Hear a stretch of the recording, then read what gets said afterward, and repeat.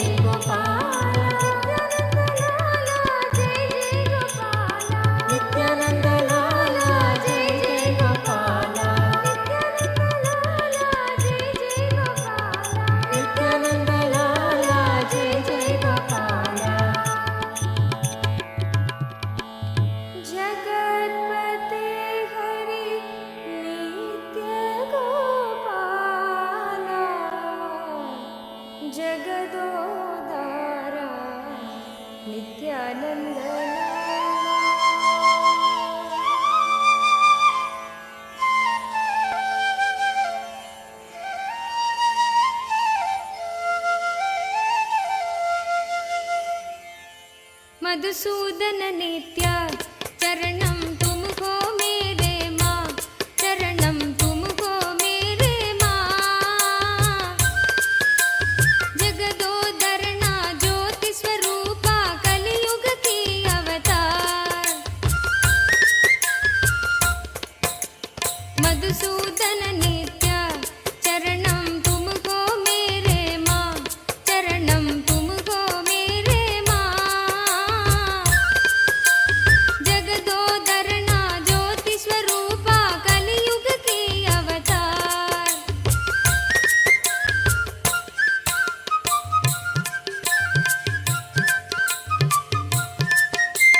निरुपम गुण सदना नित्या नीरज दल नयना। आ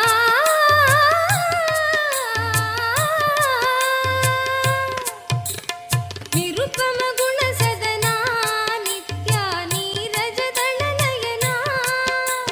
नटन मनोगर नीलकंठ श्री नित्यपुरी भगवान। नटन मनोगर नीलकंठ श्री नित्यपुरी भगवान। नित्य मधुसूदन नित्य चरणम तुमको मेरे माँ, चरणम तुमको मेरे माँ। जगदोदरना ज्योति स्वरूपा कलियुग की अवतार।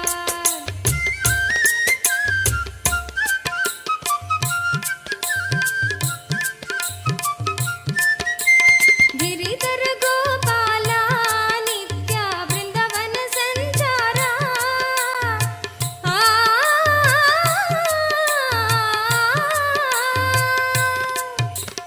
गिरिधर गोपाला नित्या वृंदावन संचारा। बंध विमोचन पाप संहारा नित्यपुरी भगवान। बंध विमोचन पाप संहारा नित्यपुरी भगवान। नित्य मधुसूदन नित्य चरणम तुमको मेरे माँ, चरणम तुमको मेरे माँ। जगदोदरना ज्योति स्वरूपा कलियुग की अवतार।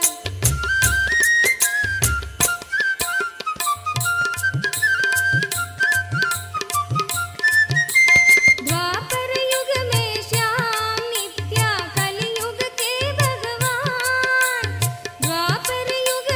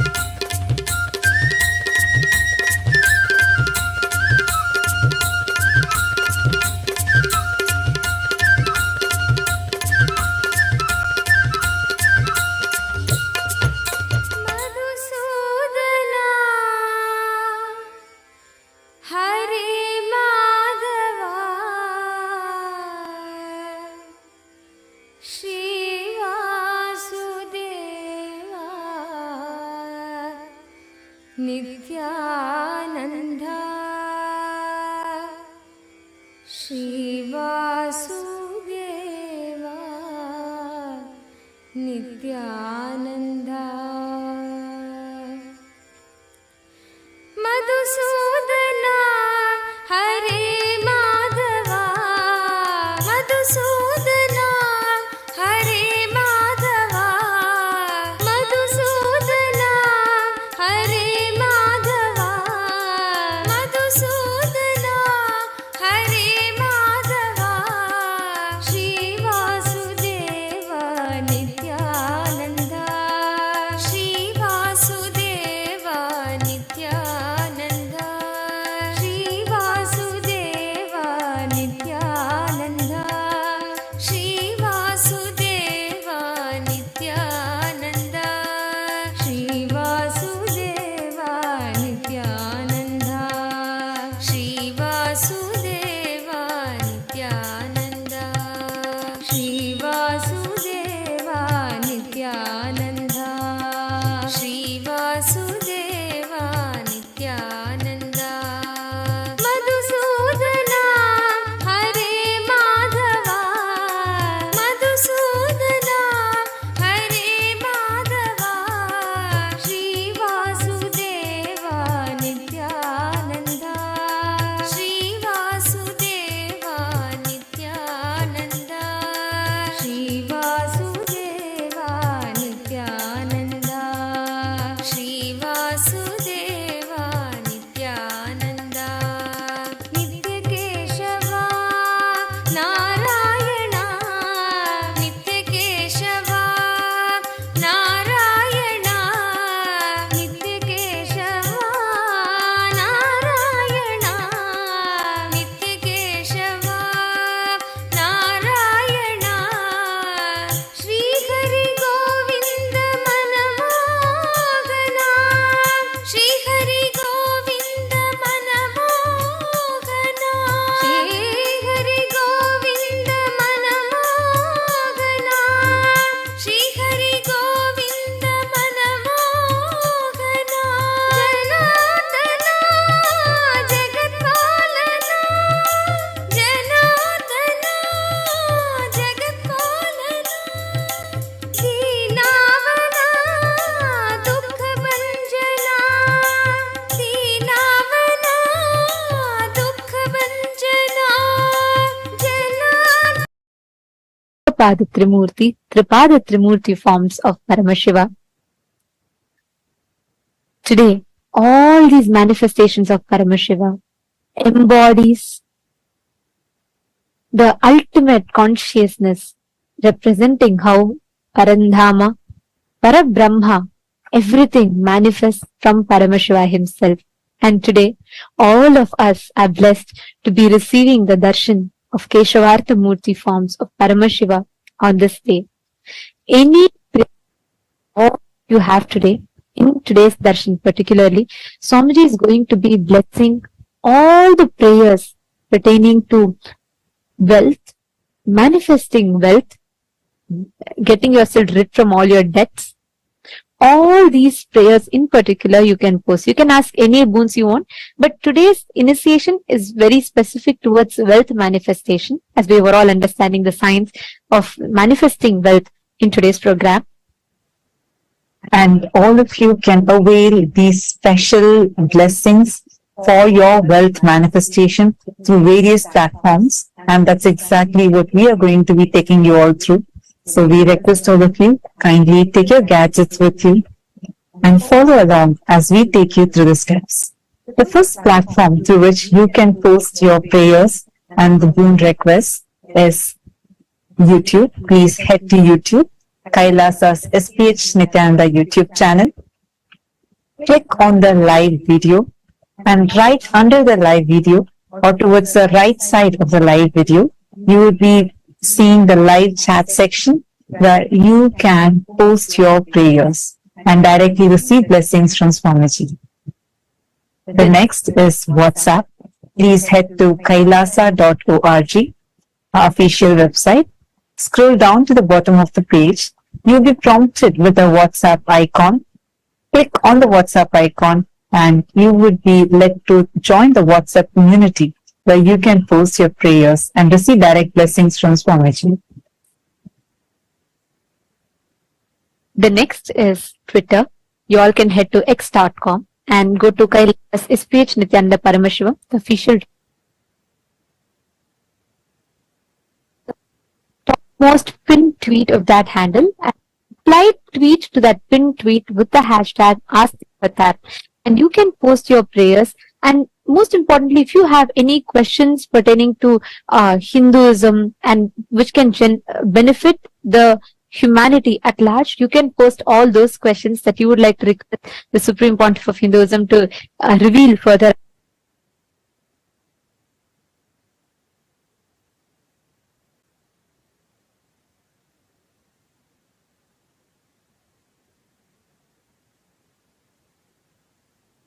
Profile picture. Profile picture, it will lead you to the live video. In the comment section of that live video, you can post all your prayers, boons and blessings requests. Next is Facebook. Please head to KAILASA's SPH GGM Nityananda Paramashivam Facebook page. And in that Facebook page, if you scroll down, you'll be seeing the live stream where you can click and post in the comment section of that live video. You can post your prayers and also click that share button. Share it with at least 5 of your friends who are right now struggling with any wealth related issues, going through financial crises or having issues like loans or any kind of financial problems. Take a moment, share this live video with all your near and dear ones. And it is just one tap for you, but it will be life transforming for them. To all the Hindus, the members of Rajya Sabha, the born and the practicing Hindus. Today, what we are going to be discussing is of utmost importance because Hinduism has mastered the science of creating one of the most stable, successful social structures, because of which Hinduism, despite relentless persecution and attacks, is still the longest surviving and successfully thriving civilization. And Hinduism, the way the Hindu principles were rooted from the principle of enriching, was so strong that at its zenith, the Hindu Akhanda Bharata, the Hindu nations, contributed to 64% of global GDP, which itself is a testament to the clear science and structure we had, the economic cycle that we had, which was successful and which is very relevant to this day, which is why the Supreme Pontiff of Hinduism has taken the ultimate responsibility on himself to revive this Hindu Dharma Chakra, the Hindu principles-based economics, the economic circle. And today, we would like to ask all of you the question that we all would like to discuss upon, bring to light today, is on revival of this Hindu Dharma Chakra, the circular economy which is based on the Hindu principles. The Hindu business services, if you see all the Hindu business principles are maintaining high degree of integrity, maintaining the quality of the product, not compromising on the quality for the sake of profits, for the sake of profits, and flourishing by maintaining integrity and enriching as the fundamental principles of business.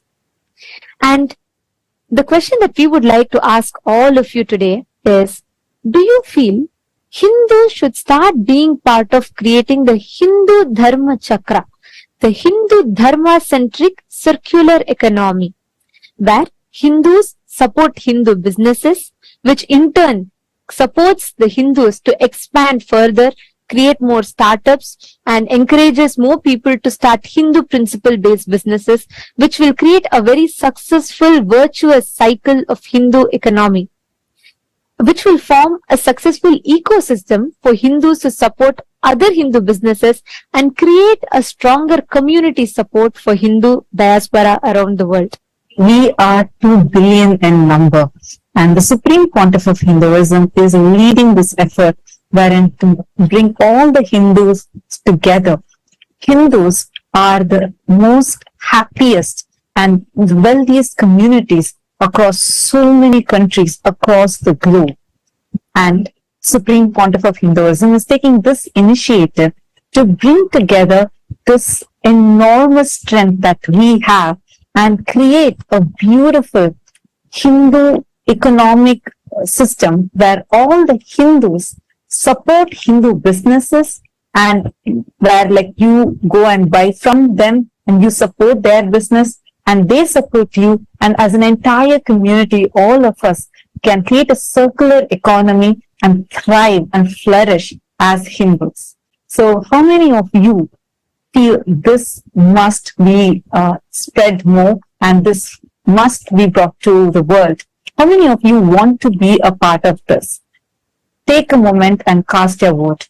And if you also have more ideas or you feel this is something really extraordinary the Supreme Pontiff of Hinduism is leading, take a moment, head to Twitter, tag Swamiji's Twitter handle and cast your vote on Twitter too by saying why you feel this is the best thing and why you feel the choice you chose is the best choice. Take a moment and please head to the link, the voting link, which is shown to all of you on the screen, which is kailasa.org/Hindu-votes. And please also head to Twitter and share your opinion there. Next, to all the Chit Sabha members, the topic that we would like to bring to light for all of your discussion for today is, if the Kanaka Sabha, House of Parliament, that the Supreme Pontiff of Hinduism created, consists of all the Hindu business principle-centric traders, businessmen, entrepreneurs, startups and organizations and so on. This ecosystem of all the Hindus who have taken the responsibility to process, to take forward the economy, which especially all the businesses which are built on the Hindu economic principles. Kanaka Sabha, House of Parliament, consists of all of these businessmen, traders, entrepreneurs, startups, and all of these type of business environments. And the Supreme Pontiff of Hinduism has envisioned the Kanaka Sabha to be the platform which will support the Hindu Dharma Chakra, the Hindu circular economy. So our question to all of you today is, do you think that all the members of Kanaka Sabha should pledge to be a part of the Hindu Dharma Chakra, where they support, not just they run the Hindu principles-based businesses, but they also engage with Hindu principle-based businesses, and which in turn will support their business more? Do you think we should take this initiative where all the members of Kanaka Sabha pledge to be a part of the Hindu circular economy? Your options are yes and a no. You all can let us know your thoughts. Please head to kailasa.org/Hindu-votes. And we request all of you to cast your vote and let us know. This is a very, very important aspect that the Supreme Pontiff of Hinduism is reviving. And by each of us taking responsibility for it, just by starting to participate in this, we will be reviving, being part of a huge revival of one of the most important pillars of Hinduism.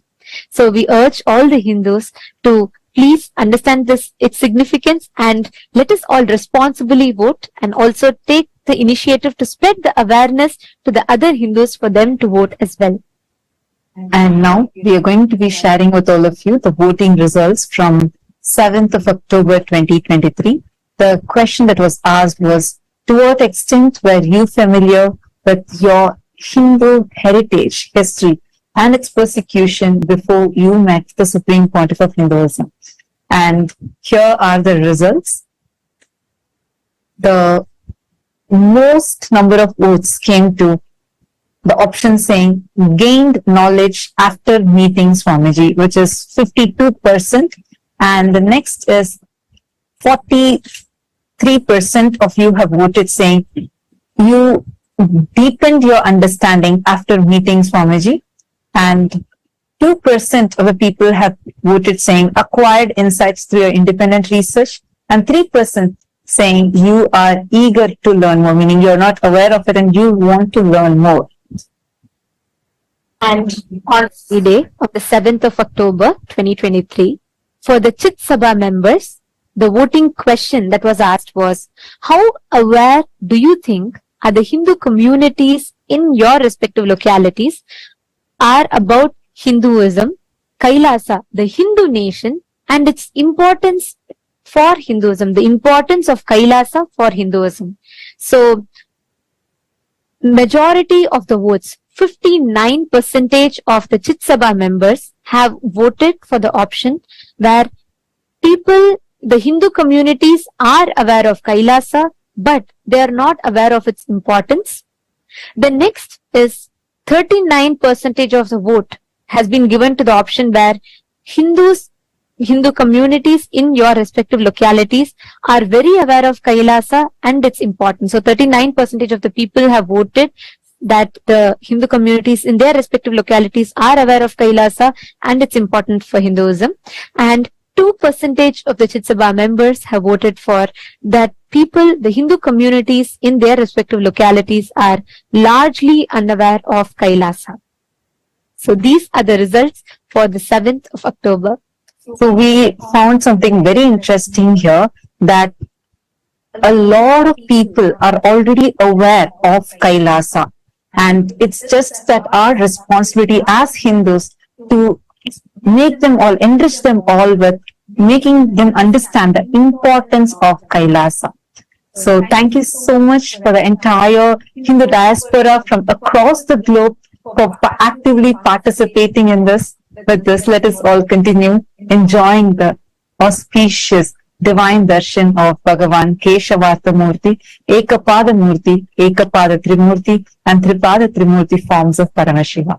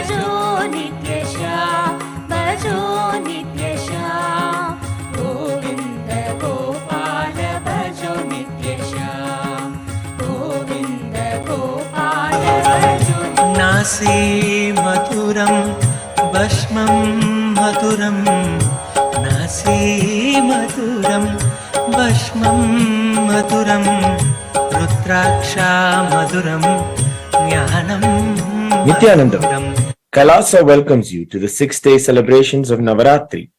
In the Sripura Utsava Mandapam, the presiding deity of Devi Paramashiva Shakti is gracing us in the Brahmacharini Alankaram.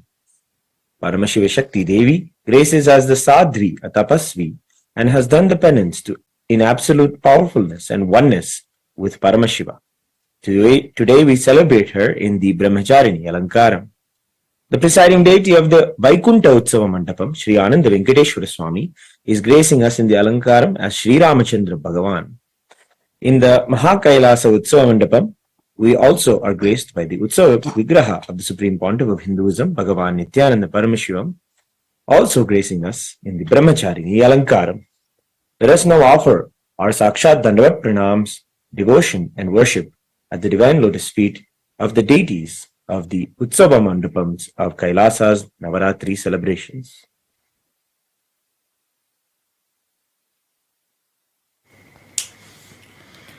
ॐ दधानाकरपद्माभ्याम् अक्षमालाकमण्डलुम् देवी प्रसीदतु मयि ब्रह्मचारिण्यनुत्तमाम् क्षीरोदन्वत्प्रदेशे शुचिमणिविलसत्सैकतेर्मौक्तिकानाम् मालाक्लुप्तासनस्तस्फटिकमणिनिभैर्मौक्तिकैर्मण्डिताङ्गः शुभ्रैरभ्रैरदभ्रैरुपरि विरचितैर्मुक्तपीयूषवर्षैः आनन्दीनः पुनीयादरिनलिनगदा शङ्खपाणिर्मुकुन्दः अथ धूपः ॐ दशाङ्गम् गुग्गुलोपेदम् सुगन्धम् सुसुमनोहरम् आग्रेयः सर्वदेवानाम् धूपोऽयम् प्रतिगृह्यताम् श्रीनित्यानन्देश्वरी परमशिवशक्तिये नमः श्री आनन्द वेङ्कटेश्वर स्वामिने नमः श्री सर्वदेव देवी स्वरूपाय भगवते श्री नित्यानन्द परमशिवाय नमः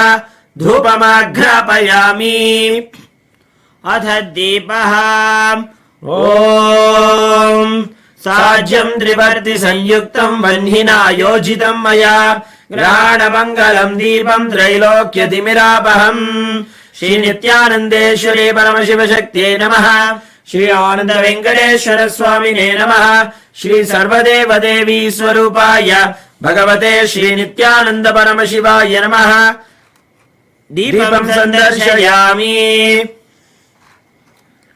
अथ नैवेद्यम् ॐ अमृते अमृतोद्भवे अमृतवर्षिणि अमृतम् श्रावय श्रावय स्वाहा श्री नित्यानन्देश्वरी परमशिवशक्त्यै नमः श्री आनन्द वेङ्कटेश्वर स्वामिने नमः श्री सर्वदेव देवी स्वरूपाय भगवते श्री नित्यानन्द परमशिवाय नमः अमृतम् महानैवेद्यम् निवेदयामि नैवेद्यानन्तरम् आचमनम् समर्पयामि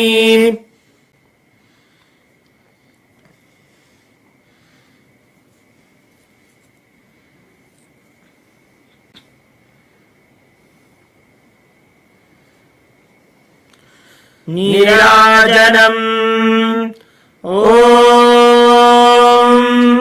सर्वमङ्गलमाङ्गल्ये शिवे सर्वार्थसाधिके शरण्ये त्र्यम्बके गौरी नारायणि नमोऽस्तुते निरञ्जनाय विद्महे निराभासाय धीमहि तन्नः श्रीनिवास प्रचोदयात् ॐ हंसाय विद्महे परमहंसाय धीमहि तन्नो हंस प्रचोदयात् कर्पूरगौरम् करुणावतारम् संसारसारम् भुजगेन्द्रहारम् सदा वसन्तम् हृदयारविन्दे भवम् भवानीम् सहितम् नमामि भवम् भवानीम् सहितम् नमामि भवम् भवानीम् सहितम् नमामि श्री नित्यानन्देश्वरी परमशिवशक्त्यै नमः श्री आनन्द वेङ्कटेश्वर स्वामिने नमः श्री सर्वदेव देवी स्वरूपाय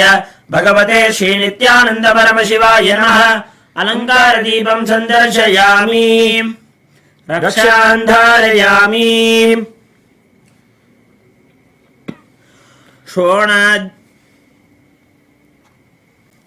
Today is the first day of the festival of the Shri Shri Durga Puja, a regal rite offered by the kings and queens and heads of states of the Hindu states since time immemorial. This royal offering of Durga Puja to Durga Devi, who manifests powerfully during the final nights of Devi Navaratri, is the benefit and of countless blessings from Durga Devi herself. The divine love is a reality that everyone experiences during the nights and days of Shri Shri Durga Puja. The Durga Puja is an elaborate adoration of the Cosmic Mother who comes to protect all of us as her own children. The Durga Pandal is worshipped with extensive and rare rites and rituals which foster devotion to the Cosmic Mother and inspire us to lead powerful Hindu lives as yogis and tyagis. Today is the very special Saptami Puja, where the Prana Pratishtha will take place. Today we are going to witness the Prana Pratishtha of the Durga deity and see her come alive with the divine blessings of the Supreme Pontiff of Hinduism, Bhagavan Nityananda Paramashivam. It is the most powerful moment to witness Durga Devi come alive and grace us. She manifests powerfully on this very day out of sheer love and compassion for all of us. Let us rejoice her happening and give her all of the best offerings. We now request our beloved Bhagavan to do the Prana Pratishtha to the Durga deities.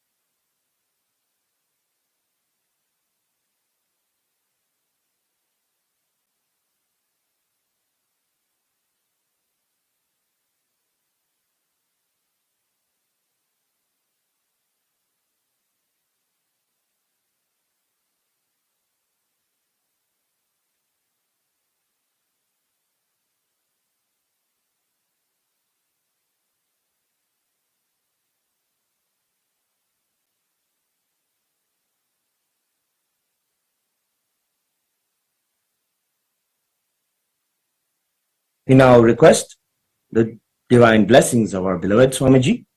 For the ritualistic Prana Pratishtha, we present the Jnananjana and the Bilva leaves, which are used in the ritualistic Prana Pratishtha.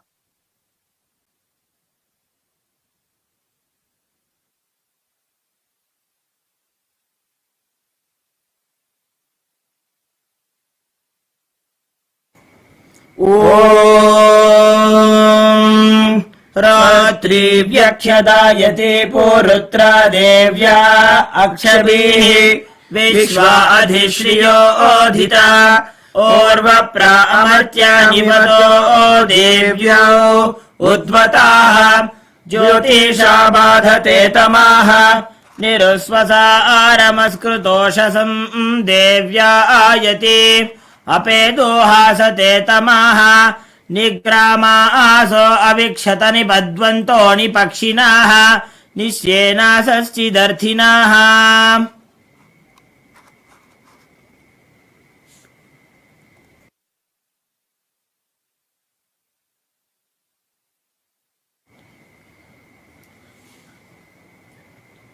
Karpura Neerajanam. We now offer the Karpura Arati as the first puja to Durga and the Supreme Pontiff of Hinduism, Bhagavan Nityananda Paramashiva.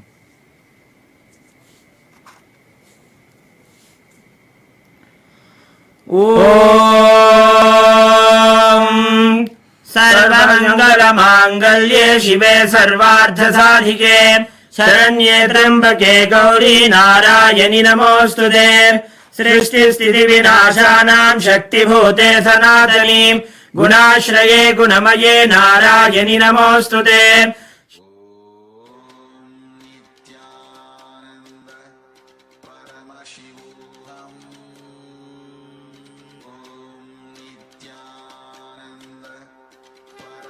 कोटि परिवृतायै भद्रकाल्ये ह्रीमों दुर्गायै नमः।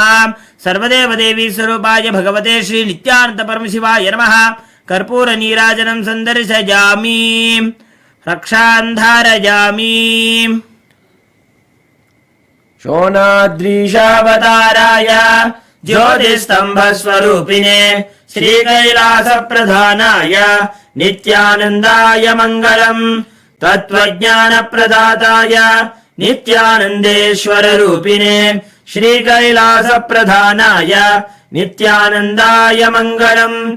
मूलप्रकृतिरूपाय परमशिवशक्तिस्वरूपिणे श्रीकैलासप्रधानाय नित्यानन्दाय मङ्गलम्।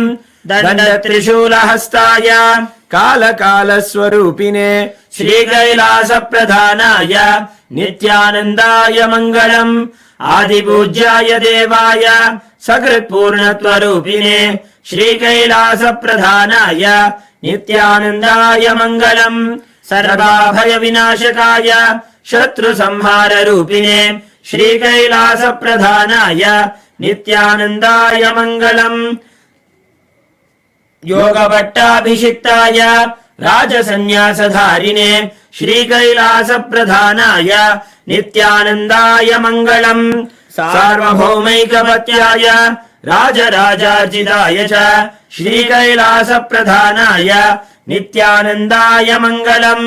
मङ्गलम् कल्पवृक्षाय मङ्गलम् ज्ञानदायिने परमशिवाय श्रीनित्यानन्देश्वराय मङ्गलम्। मङ्गलम् श्रीविद्याम्बायै मङ्गलम् कामदायिन्ये सर्वमङ्गलदात्रे नित्यानन्देश्वर्यै मङ्गलम्।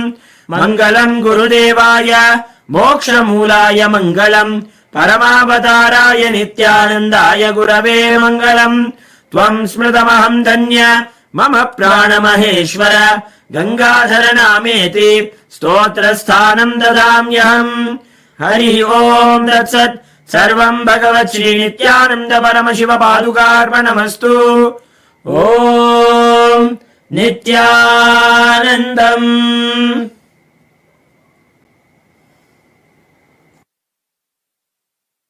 भस्मं मधुरं नासी मधुरं भस्मं मधुरं रुद्राक्षा मधुरं ज्ञानं मधुरं रुद्राक्षा मधुरं ज्ञानं मधुरं भक्ति मधुरं दृष्टि मधुरं भक्ति मधुरं दृष्टि मधुरं नित्याधिपते नित्यं मधुरं नित्याधिपते नित्यं मधुरं मौन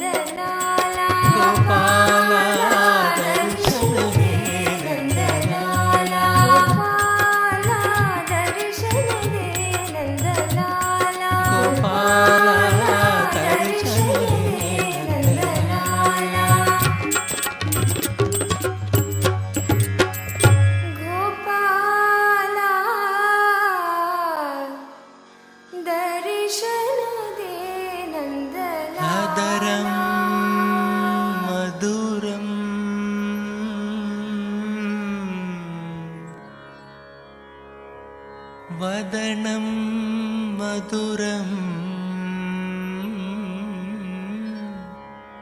नयनं मधुरम्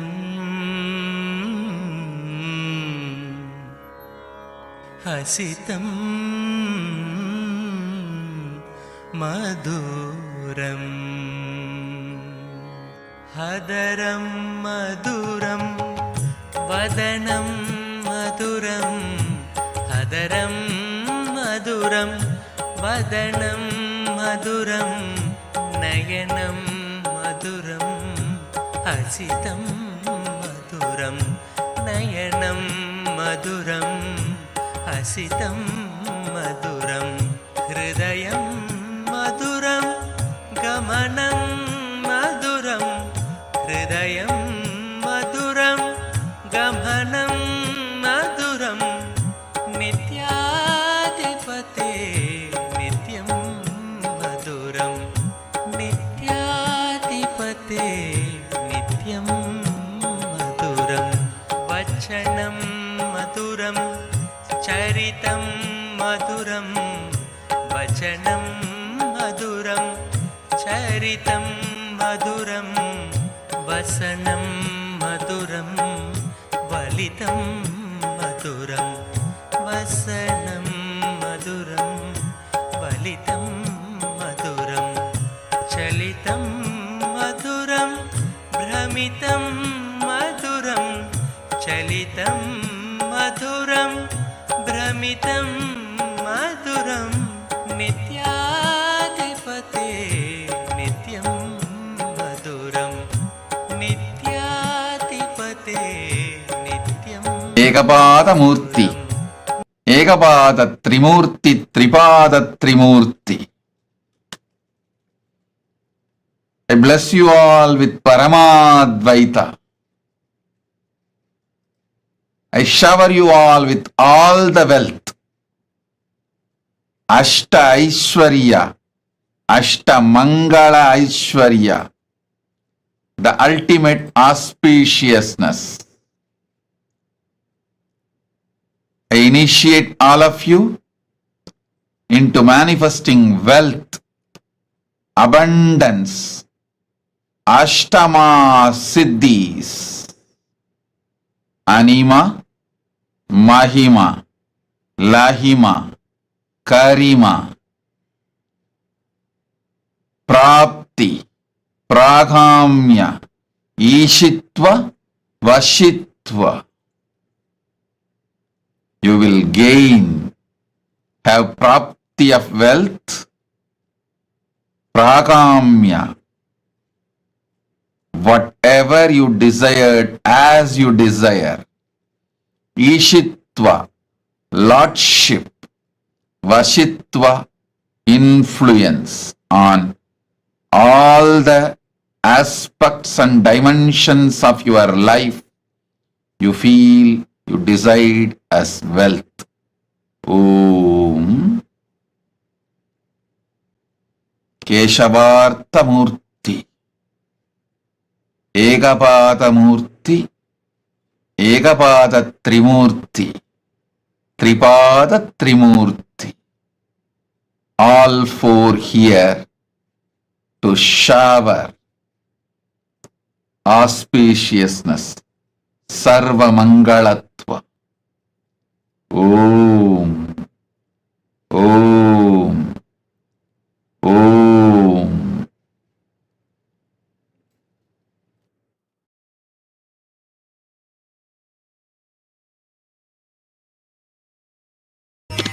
तिरुमलवा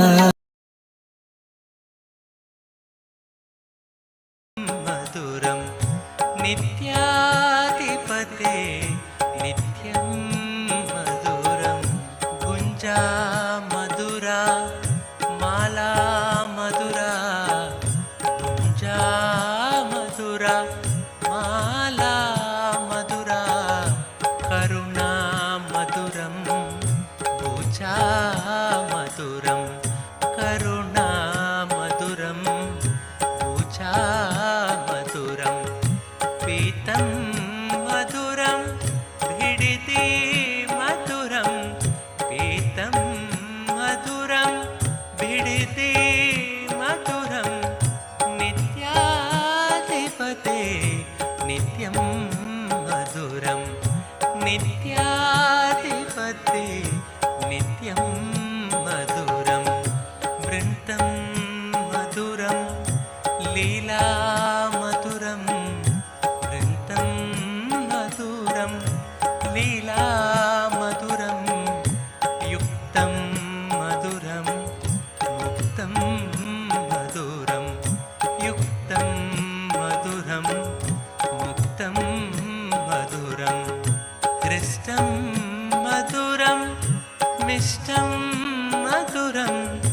क्लिष्टं मधुरं मिष्टं मधुरं नित्याधिपते नित्यं मधुरं नित्याधिपते नित्यं मधुरं योगी मधुरम् आनन्दं मधुरं योगी मधुरम् आनन्दं मधुरं यष्टिर्मधुरा सृष्टिर्मधुरा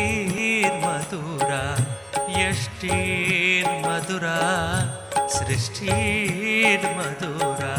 तलितं मधुरं फलितं मधुरं तलितं मधुरं फलितं मधुरं नित्याधिपते नित्यं मधुरं नित्याधिपते नित्यं मधुरं नासी मधुरं भस्मं मधुरं नासी मधुरं भस्मं मधुरं रुद्राक्षा मधुरं ज्ञानं मधुरं रुद्राक्षा मधुरं ज्ञानं मधुरं भक्ति मधुरं दृष्टि मधुरं भक्ति मधुरं दृष्टि मधुरं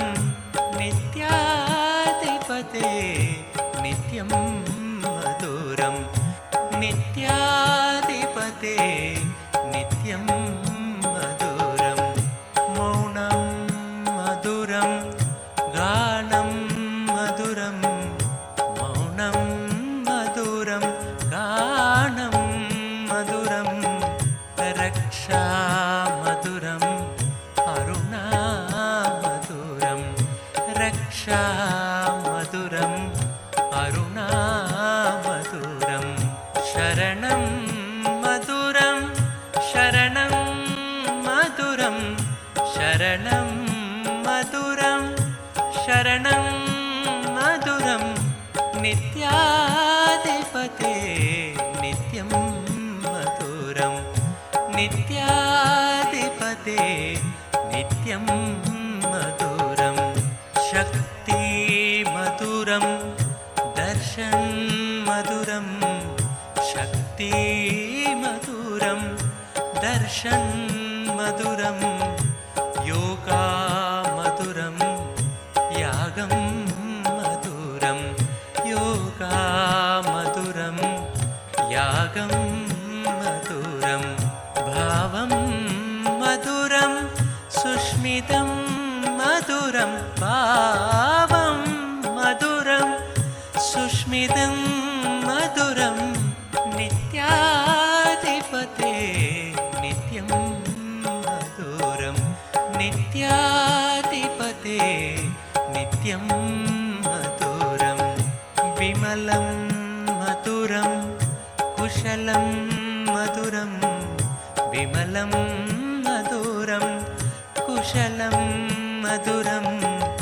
केशवं मधुरं नित्यं मधुरं केशवं मधुरं नित्यं मधुरं विनयं मधुरं फलितं मधुरं विनयं मधुरं फलितं मधुरं नित्याधिपते नित्यं मधुरं नित्याधिपते नित्यं मधुरम् अभयं मधुरं चरणं मधुरम् अभयं मधुरं चरणं मधुरं नेत्रं मधुरं गात्रं मधुरं नेत्रं मधुरं गात्रं मधुरं स्मरणं मधुरं सर्वं मधुरं स्मरणं मधुरं सर्वं मधुरं नित्याधिपते नित्यं मधुरं नित्याधिपते नित्यं मधुरं नित्याधिपते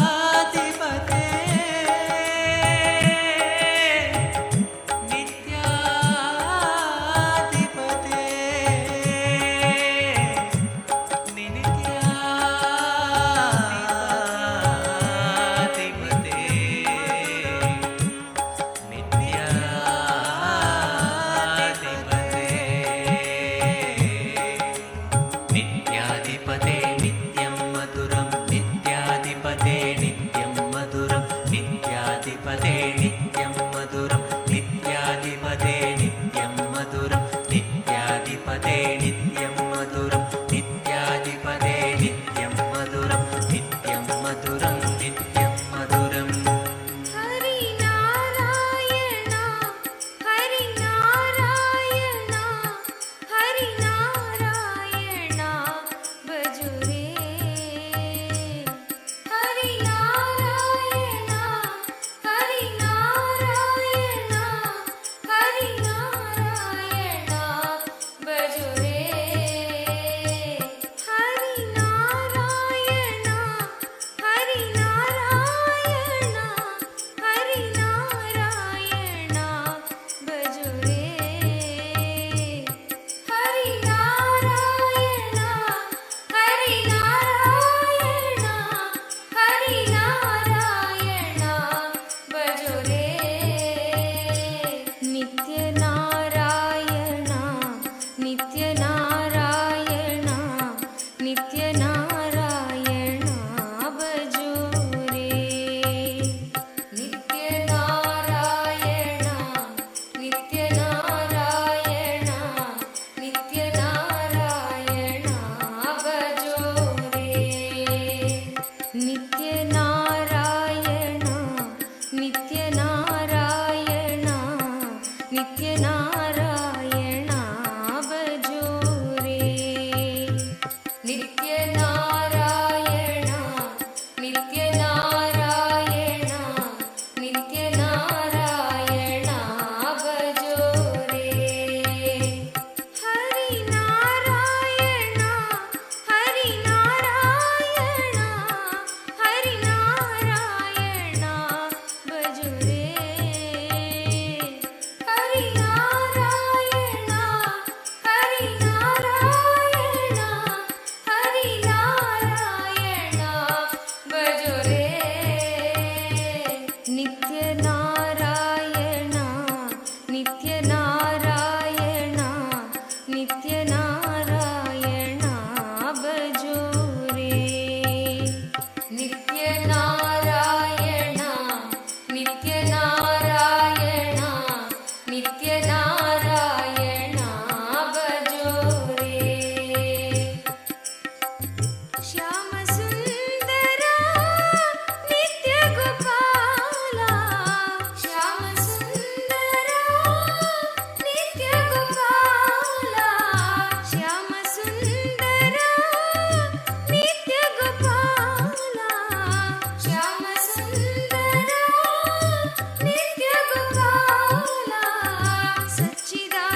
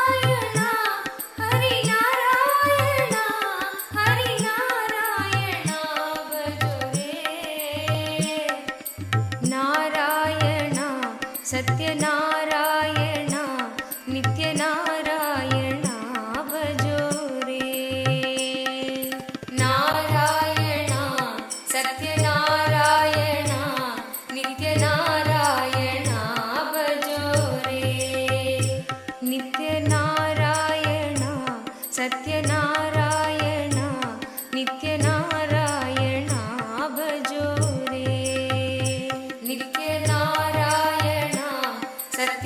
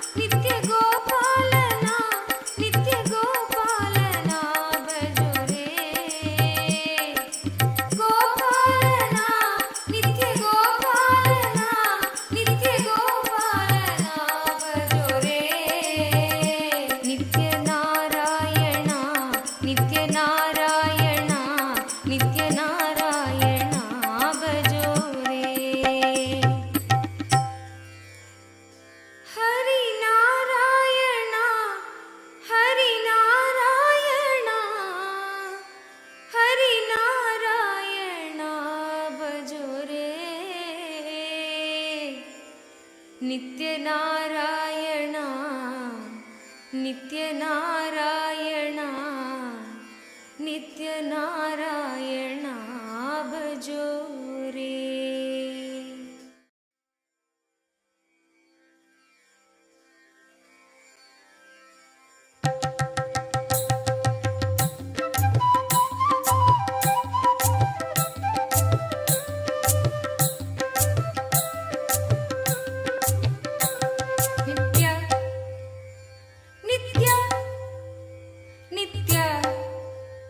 नित्या नित्या नित्या नित्या नित्या हे शिव शंकर नित्या माधव मुरहर नित्या हे शिव शंकर नित्या माधव मुरहर नित्या गिरिधर गोपाल शंभो महादेवा गिरिधर गोपाल शंभो महादेवा नित्यानंद नित्य नित्यानंद नित्य नित्यानंद नित्य नित्यानंद नित्य हे शिव शंकर नित्य माधव मुरहर नित्य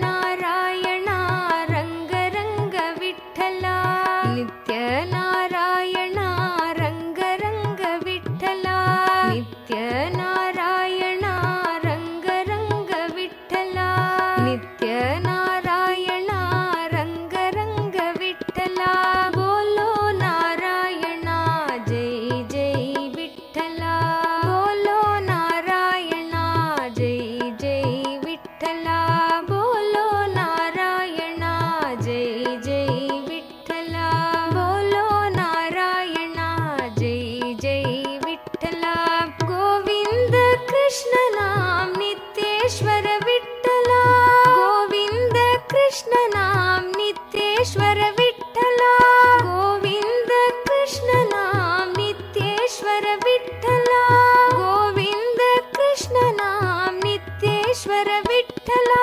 गोपाल कृष्ण नाम नित्यानंद विठ्ठला गोपाल कृष्ण नाम नित्यानंद विठ्ठला गोपाल कृष्ण नाम नित्यानंद विठ्ठला गोपाल कृष्ण नाम नित्यानंद विठ्ठला श्रीरंग विठ्ठला नित्यरंग विठ्ठला श्रीरंग विठ्ठला नित्यरंग विठ्ठला श्रीरंग विठ्ठला नित्यरंग विठ्ठला श्रीरंग विठ्ठला नित्यरंग विठ्ठला बोलो नारायणा जय जय विठ्ठला बोलो नारायणा जय जय विठ्ठला नित्य नारायणा रंग रंग विठ्ठला नित्य नारायणा रंग रंग विठ्ठला बोलो नारायणा जय जय Vitthala Your prayer will be fulfilled. Blessings for the prosperity for your family, and you will achieve all your economic goals. You will be successful. Ma Miss Deepa Giridhari Tatastu. You will have all the auspiciousness, blessings. Mr. Sheku Zize, Mr. Sheku Zize, my blessings. I accept you as part of us, part of our community and Sangha. Your special prayer for your good health will immediately manifest. Blessings for your good health and your family, your children, all the auspiciousness, all the good things will happen. Mr. Sheku says for you and your family, my blessings, all good things will happen. You and your family will have a good health, good job, luck and political power. Mr. Sheku says blessings, blessings, blessings. Adeline Un Yarching, Adeline Un Yarching. I give you all the 7 boons you wanted. You will win the case with excellence. Blessings for you, your children, and you will become Sarvanya Pitakarta. Blessings for Chun Teng. Blessings for all of you, and blessings for your health and your grandparents, uncle. Tatast. Om. Jin Yang. Jin Yang. My blessings for your 2 daughters, Meera Wen and Dora Wen. Your husband, John Wen. And blessings for your whole family. Tatastu. I will heal her. I'll keep all of you excellent and healthy. Michelle Shu. Michelle Shu, my blessings. I accepted the Chandi Homa you offered. Not only I will remove all your patterns, give you more intensity and tapas, I will give you the ultimate oneness with me. Soon I'll get you to Mahakailasa to live with me. Michelle Shu, blessings. Soon you will reach Mahakailasa to be with me. Tatas. Zinning Zan. Zinning Zan. Start taking up the Chinese Kailasa legal and organizational work. Zinning Zan. This is my Guru work for you. Start taking up Chinese Kailasa's legal and organization work. Blessings. This is Guru work for you.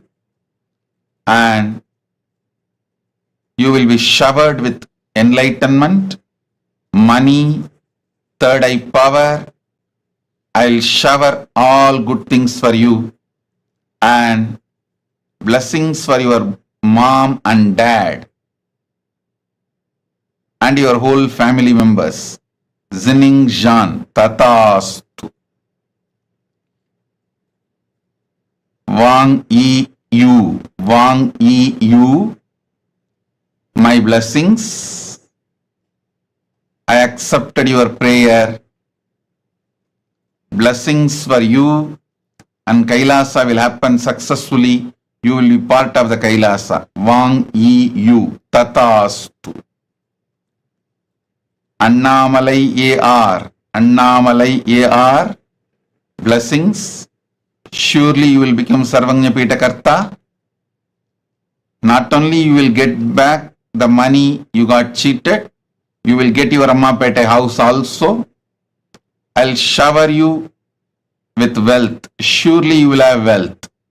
Blessings for GV Techs. Successful business to Malaysia. Blessings for your son Gautam. And I'll heal Jnana Yogini completely. Gautam will have a yogic body and complete life. Blessings for Vikesh with wealth, and he will become successful yoga teacher. Annamalai AR, I give you all the 7 boons you wanted. Padinarum betru peruvalvu valga. Tatastu. Lara Murillo. Lara Murillo, I accepted your gratitude and Pada Puja. The spiritual name for you. Ekapada Shaktini. Ekapada Shaktini is the spiritual name for you. Blessings. Blessings for your mother and for your whole family. I'll awaken your third eye. You will be successful in the field of mental health and mindfulness. You will get hired as a professor. And blessings for your daughter Maya, husband Daniel. Tatast. Lara Murillo. Tatast. Li Feng Ming. Li Feng Ming. I give you all the 6 boons you want. Tatastu. Your father will become healthy. Blessings for your family, abundance.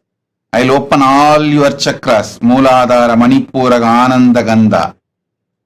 And Li Feng Ming, Li Feng Ming, you were connected to me in the past life itself. And start teaching yoga, your spiritual career will manifest. Fen Fa Shi. Fen Fa Shi. I give you all the 9 boons you want. The spiritual name for you. Ma Tripada Shaktinayaki. Ma Tripada Shaktinayaki is the spiritual name for you. You will have 20/20 vision and you will attract wealth, enlightenment. I am with you. I'll clear all your patterns, you will become enlightened. Fen Fa Shi Tatast. Yu Q Chen. Yu Q Chen. Guru Vak for you is become part of the Kailasa legal structure. You Q Chen. Start working to build the Kailasa. I am with you. I will make you intelligence, energy, and make your life also successful. My blessings. Blessings for your husband Lin Jian Ren, and blessings for your daughter Zhu Tong Yu. Blessings for you, and you will be able to sell your shop in Hua Qianshu, Huizhou. My blessings, Yuki Chen, Tatastu. Chang Jian. Chang Jian, blessings for your father, your mother, Chang Weng Quan, mom, Yu Li Hua, Guru Wang Pei Yu, brother Suo Huavo, friend Zhu Ya Yun. I give you the boons, all the three you wanted. Health, peace, blessings, tatas. Lina He, Lina He, I accepted your Pada Puja. My blessings. I can give you the spiritual name, Ma Yoganyana Shaktini. Ma Yoganyana Shaktini is the spiritual name for you. You will achieve enlightenment. You will become Sarvagnya Pitakarta. Blessings for your whole family. Lina He, Tatastu. Chen Chien Sheng. Chen Chien Sheng. I accepted your offering.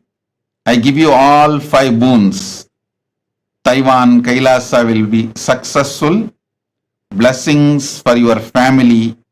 Mother Anne Lee Yue, daughter Chen V Huzan, grandsons Chen and Yanji. You will be showered with more wealth, enlightenment, stable manpower. Tatastu. Zhu Shu Zhang. Zhu Shu Zhang. Zhu Shu Zhang. Tatastu. I accepted your Pada Puja. The spiritual name for you is Harihara Swarupini. Harihara Swarupini. You will have enlightened baby girl. I give you all the 6 boons you want. Blessings for your family, wealth, career, happy relationship with your husband. Tatastu. Nitya Swatantra. Tatastu. I accepted your Pada Puja. I'll remove all your comparisons, confusions. I'll clear it all. Don't worry. Nitya Swatantra, you will be with me. I'll be with you. Tatastu. Feng Shi Rong. Feng Shi Rong. I accepted your Pratyaksha Pada Puja. I'll awaken all your 7 chakras and manifest powers in you. I'll remove all your limiting cognitive patterns. I give you all 6 boons. I'll cure Xiao Shifus. I am with you. I'll shower you with all auspiciousness. Tatastu. Om. Om. Om. Nityapurivasa Govinda.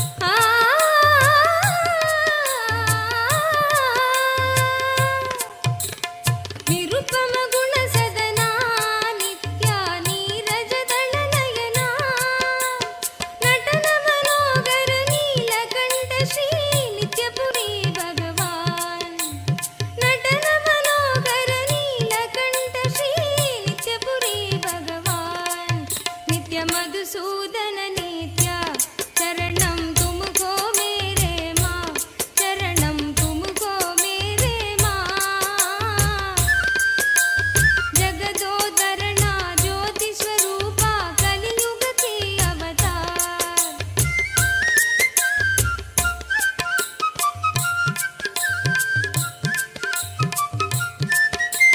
Giridhar Gopala नित्य वृंदावन संचारा आ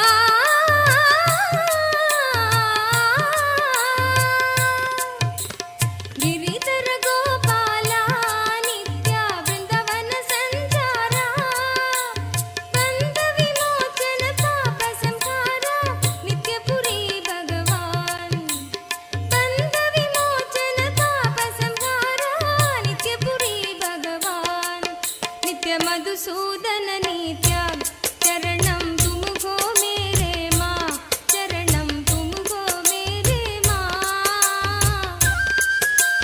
जगदोदरणा ज्योति स्वरूपा कलियुग की अवतार संस्थान महासिंहासन पीठकर्तः साक्षात् श्री परमशिव समुद्भूत कैलास परम्परागत वैवस्वत मनु इक्ष्वाकु हरिश्चन्द्र भगीरथ श्रीरामचन्द्र शूरसेन इत्यादि अनवच्छिन्न सार्वभौम चक्रवर्ति परम्परागत चतुष्षष्टि योगिनी मंडित चतुष्षष्टि संप्रदाय प्रवर्तक मनुधर्म शासन सूर्यवंश प्राप्त सर्वज्ञ पीठ सुरांगी साम्राज्य मूर्धाभिषिक्त चूडामणे साक्षात् Shri Paramshiva समुद्भूत Kapil Mahaguru पुनरुद्धृत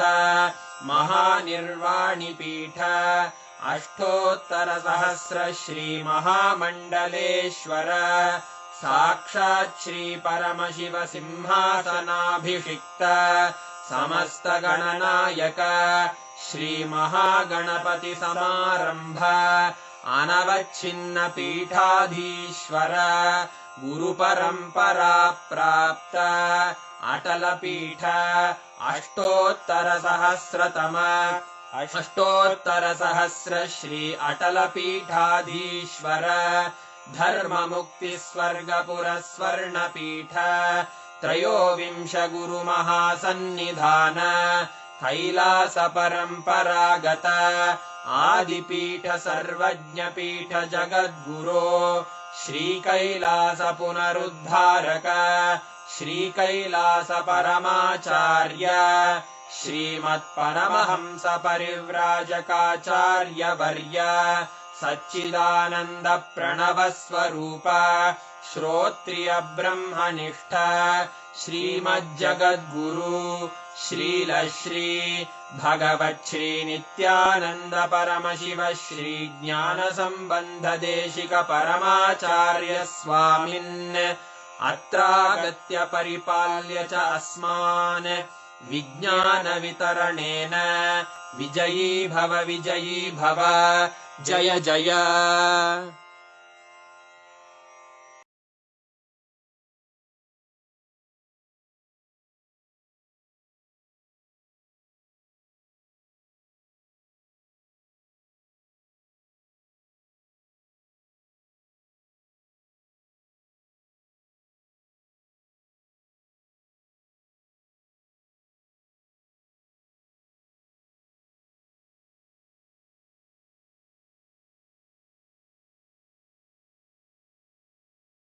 of Bhagavan Keshavartha Murti, Ekapada Trimurti, Tripada Trimurti form of Paramashiva.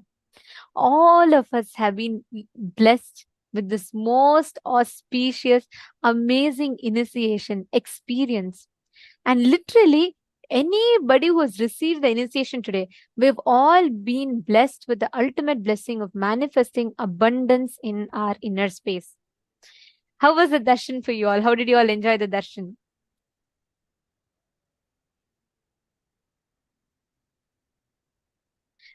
So beautiful to see the whole chat boxes are all flooded with messages of gratitude. Love. Ma, okay, Ma Levital is saying marvelous, very sweet. Vimalama is saying it was amazing. Ma Cecilia Lam is saying it was a beautiful darshan. Actually, this form of Parameshwar, right? It's one of the most sweetest form, like Parandhama. He's all about prema bhakti, the devotional love. Ma Now, Jnana, all of Ma you will Jnana actually, Yogini is saying beautiful. I'm excited for the future. actually, you all will see the wealth restricting patterns and the patterns that stopped you from manifesting wealth would all just melt away. Each of you would have an amazing experience of abundance. Just start seeing, especially the participants who attended today's full day program, sat, participated in the exercises. Each of you are going to be seeing the phenomenal transformation your life is going to have. I'm so excited, especially seeing the kind of participation that each of you had. That is just so amazing. Each one of you were participating in such a nice way, and now with this auspicious blessings, just sitting in the presence of Keshavartha Murti form is the ultimate Paramashiva and Parandama, not just Mahavishnu. Understand? Vishnu exists in Svargaloka. Parandama only exists in Vaikunta. If you had been in the parallel universe session, definitely you would have learnt about this. That Parandama, Mahavishnu, and Paramashiva manifesting through one form is this form of Keshavartha Murti. So you are showered with the grace and blessings of both of them. You will see this amazing experience of auspiciousness will suddenly start manifesting in your lives. And each of you are going to be actually very soon sharing, saying, "Oh my God, Ma, I manifested this. I manifested this breakthrough. This wealth suddenly started manifesting." Each of you are going to start saying that. So I'm eager to start listening to such miracles happening to you. And we also got the blessings, initiation into power manifestation. So now let's all enter into that. I request every one of you to please sit, do the power manifestation. Do not miss out this segment, which is right after the darshan. As soon as the seed is put inside you, that's what happens during the darshan. You need to literally sit and do the manifestation at least for 21 minutes. Only then the initiation will start manifesting intensely through you. Please understand, every one of us that are sitting here today, just as one initiation, we have the ability to increase and decrease, not being affected by the increase or decrease, ups and downs in life. And we have the ability to completely control all the ups and downs. This, in the first session, Swamiji was explaining how Anima, Mahima, Garima, Lahima, Prapti, Prakamya, Ishitva, and Vashitva starts manifesting in Vaikunta. Now we're all going to be literally experiencing, manifesting this experience now. I request all the participants to please take any one object of your choice. Literally going to blow life energy into it. We are going to be doing in different rounds, okay? What all of us are going to be doing is we're going to be manifesting the power of increasing the size of any precious object. See, when you manifest with gold or let's say some precious object, what will start happening is you will start losing the importance it has. You will just use it as a utility value, but not as a purpose of your life. Swamiji will say, purse cannot become the purpose of your life. Swamiji will say, purse should not be your purpose. Your purpose should fill the purse, which means the money should not be the purpose of your life. It should be a supporting mechanism for you to achieve your purpose. But unfortunately, as we start working for it, we start making money as the purpose of our life. This power will remove the impact that poverty, money, and richness has in your inner space and empower you with the cognition experientially that you can create wealth when you want, You cannot be affected by the ups and downs of wealth in your life. Now, can I request each of you to bring any one precious object? It can be a ring, bangle, something. Even if you don't want to keep any of them, you can even bring just a coin.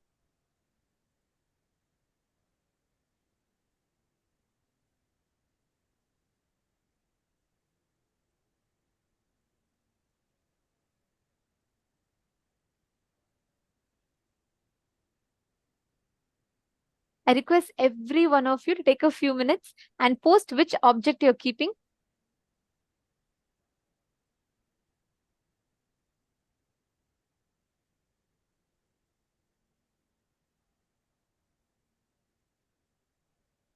Yes, you all can put, okay, Vinita is putting gold chain. Keep anything. See, even if you don't have anything, you can put a coin. Whichever you relate to as money, put that. Because you will see that you will start having the ability to, you will simply not have any value for it, importance. And don't worry, you're only going to keep it. So nothing is going to happen. Just put it so you manifest with it. That's all. Ma Vimala, if you're putting a nose ring, keep something that you can measure because you're all going to be increasing the height of it. See, this power will help you start manifesting and playing with this power. It will help you to do the same thing with your actual bank balance. You had so many people play with the stock market prices.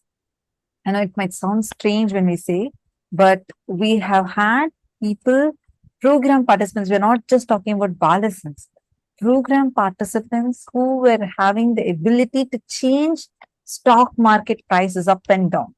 So it's possible. Just sit and focused way, do the power manifestation. This science you're getting is extraordinary science being gifted to you.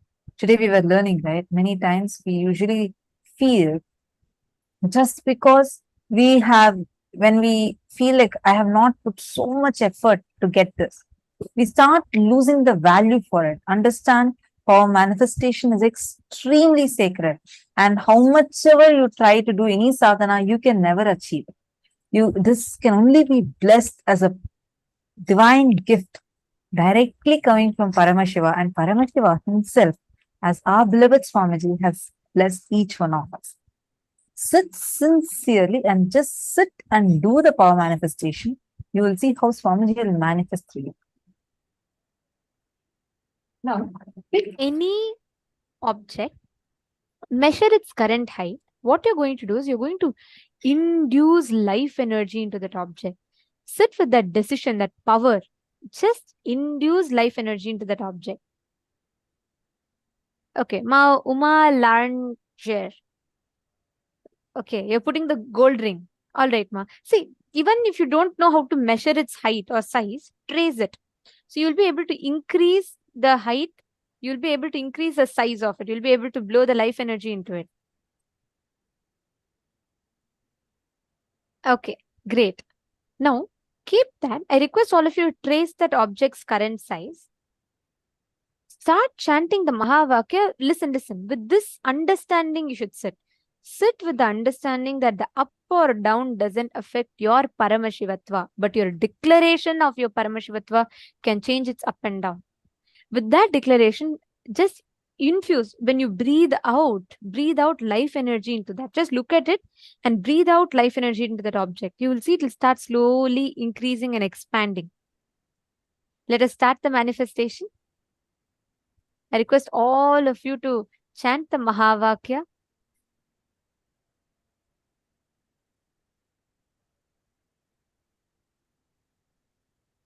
Sit with intense life energy. We're going to be doing 7 minutes of different powers. So let us start.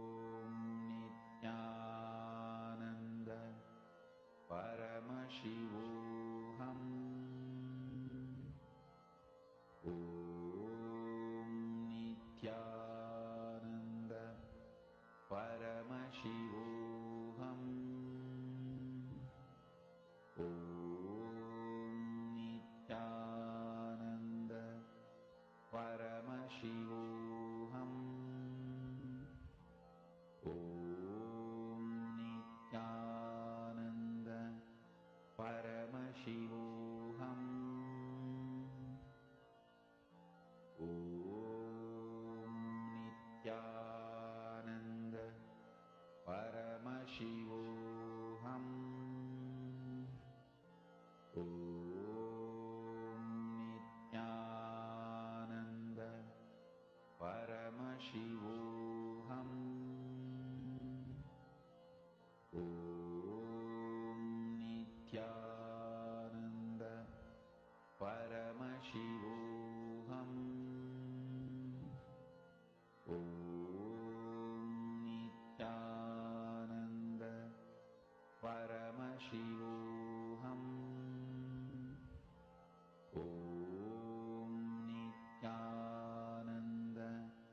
Paramashivoham. Om Nityananda Paramashivoham. Om Nityananda Paramashivoham. Om Nityananda Paramashivoham. Om Nityananda Paramashivoham. Om Nityananda Paramashivoham. Om Nityananda Paramashivoham. Om Nityananda Paramashivoham. Om Nityananda Paramashivoham. Om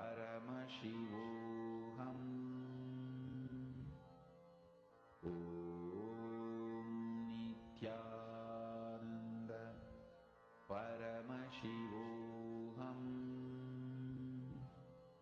Om Nityananda Paramashivoham. Om Nityananda Paramashivoham. Om Nityananda Paramashivoham. Om Nityananda Paramashivoham. Mahamahavaagya, spiritual lullaby for Samadhi, and Suprabhatam, wake up call, wake up song for Paramashiva. This Mahamahavaagya is spiritual lullaby for you to fall into Samadhi.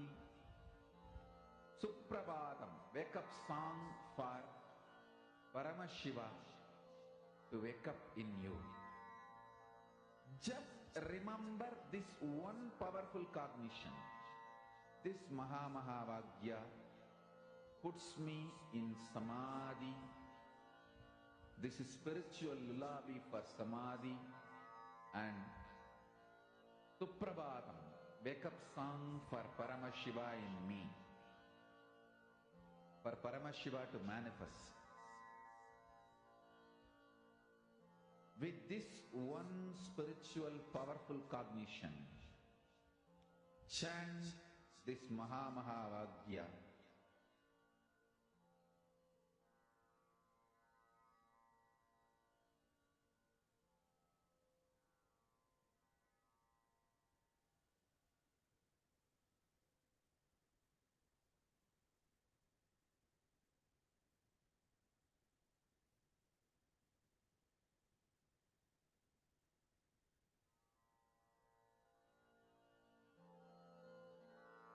Mahamahavaagya, spiritual lullaby for Samadhi, and Suprabhatam, wake up call, wake up song for Paramashiva. For Paramashiva to manifest. With this one spiritual powerful cognition, chant this Mahavagya. Om Nityananda Paramashivoham. Om Nityananda Paramashivoham. Om Nityananda Paramashivoham.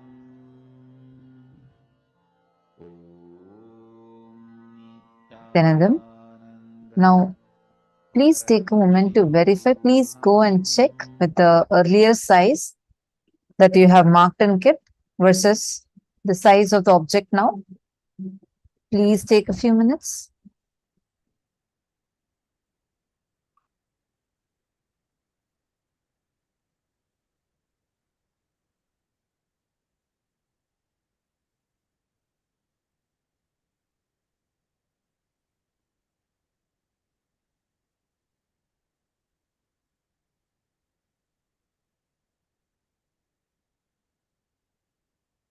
Now, all of us are going to enter into the next session where we're going to learn about awakening wealth consciousness, the secrets of awakening wealth consciousness in us.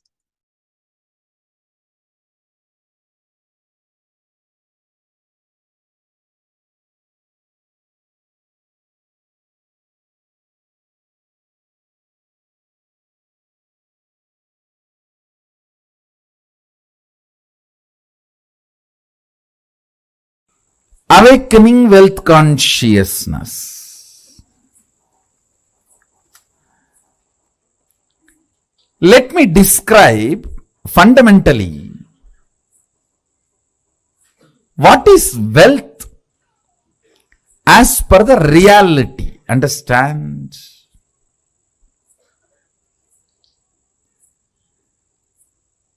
I am not denying the crude form of the wealth currency as some meaning. No, I am not denying. I am not saying that crude form of the currency, the country currency you use, the raw form of the wealth. I should say the crude form of the wealth which you use for any transaction.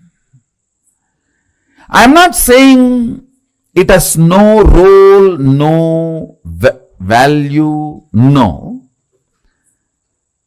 I only want to declare that is not alone wealth. Understand? Current which keeps the currency current is wealth. Understand? The Vedic definition. Current which keeps the currency current is wealth. What is fundamentally currency? 100 of us are sitting here. One has 1,000 rupee and he wants food. He gives that to somebody who supplies food. Then he gives that to somebody supplies raw material. He gives that to somebody who gives him health. He gives that to somebody who gives him a house. He gives that to somebody who gives him clothes. Continuously when it is moving, by the time that 1,000 rupee moves between many hands, its value has increased. Understand? The current which keeps the currency moving is the value of the currency. We may ask why some countries' currency has high value, why some countries' currency has no value or low value. It is our ability to keep our currency moving. The current which moves the currency keeps the value for currency. If you have too many reasons to use that currency, which you can buy only through that currency, that keeps the value. That current keeps the value of that currency.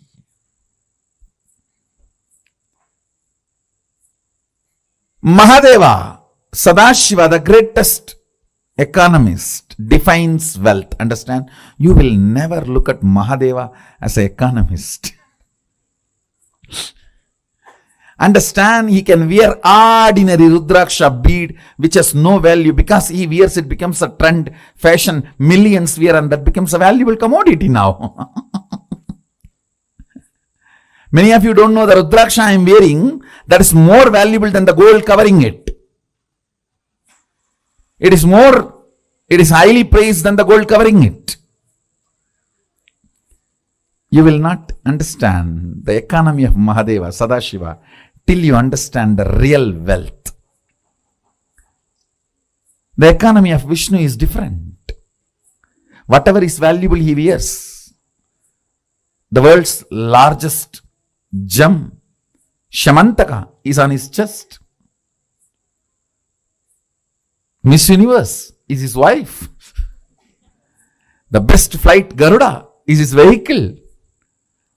But with Sadashiva, if you see, all the things useless for society, Basma, from the Smashana, that is his cosmetics. And the Rudraksha, which nobody touches, which is falling from the trees, some bead, that is his jewelry. Snakes, which nobody goes near, is his ornament. All the things he uses, understand.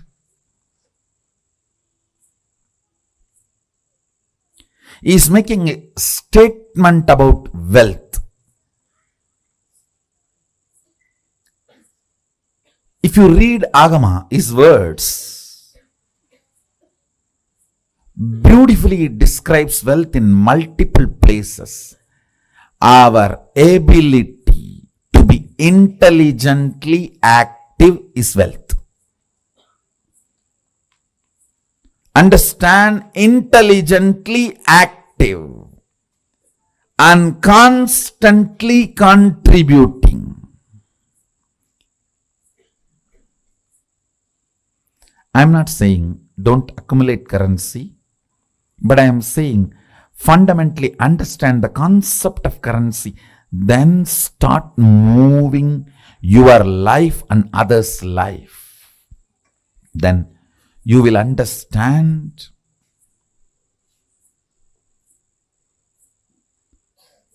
not only the wealth consciousness is awakened in you, you will never bother about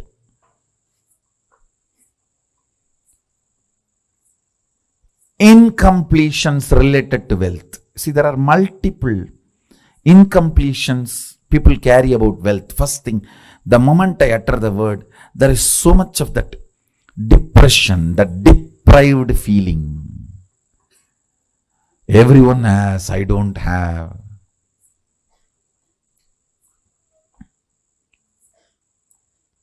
For what I am contributing, I have not been given my share.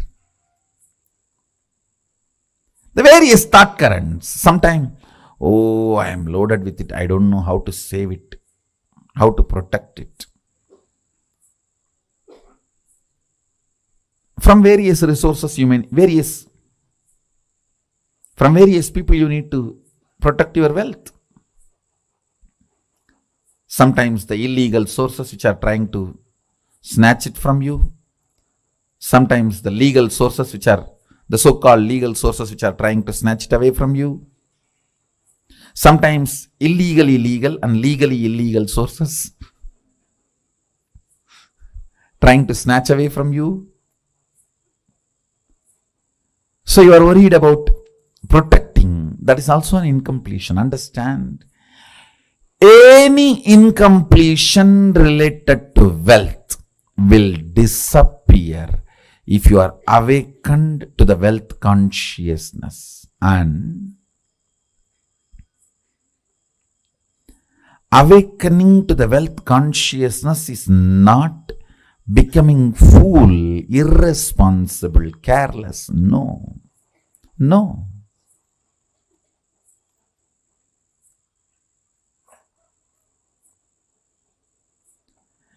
It is the most powerful strategy. Understand? Whenever your inner space is capable of including 5 people in your life, you build a good family. If your inner space is capable of including 50 people in your life, you build a good team. If your inner space is capable of building few hundred people in your life, you become a social leader. If your inner space is capable of including few thousands, you become leader for your region. If your inner space is capable of including a state in you, you become a leader of the state. If your inner space is capable of including a country in you, you become the leader of the country. Understand? If your inner space is awakened to understand and include the concept of wealth, you will see wealth becomes just part of your life.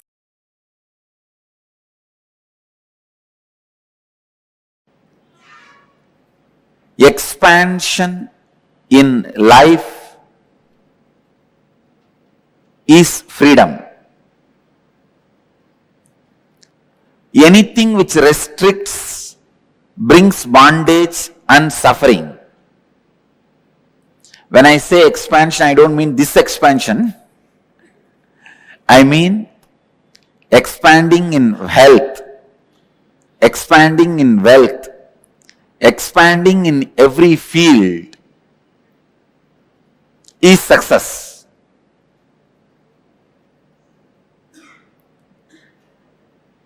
That is life. But there are many patterns which stops the expansion, restrictive patterns, which restricts you in your health and wealth. Please understand. There are thousands and thousands of engrams. Engram means engraved memory. Thousands and thousands of engraved memories, thought patterns in you, which are restricting you experiencing the ultimate, which are constantly showing you that you are not ultimate and you cannot expand by giving foolish, self-created, restrictive circumstances. Never ever think circumstances are more powerful than your reality. No. Our reality is more powerful. Our capacity to create the reality is more powerful than any circumstances. Let me define engram. Engram means a memory gets into your system, makes you work in the same way, even if you don't want. For example, you are addicted to smoking or drinking pattern. That engram gets into your system very strongly.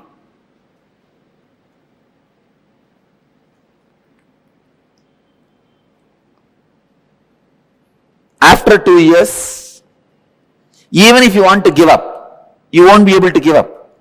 When the time comes, From inside you will hear smoking, cigarette. When the time comes, from inside you will hear, come on, open the bottle. Simply you can't do anything. Your body will just move. It will open, drink, fall asleep.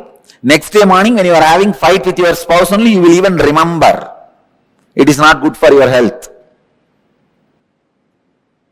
One of the biggest lesson I have learnt from my life and I wanted to share with all of you is, have a strong experiential clarity about you. Nobody should be able to penetrate and alter your idea about you within you.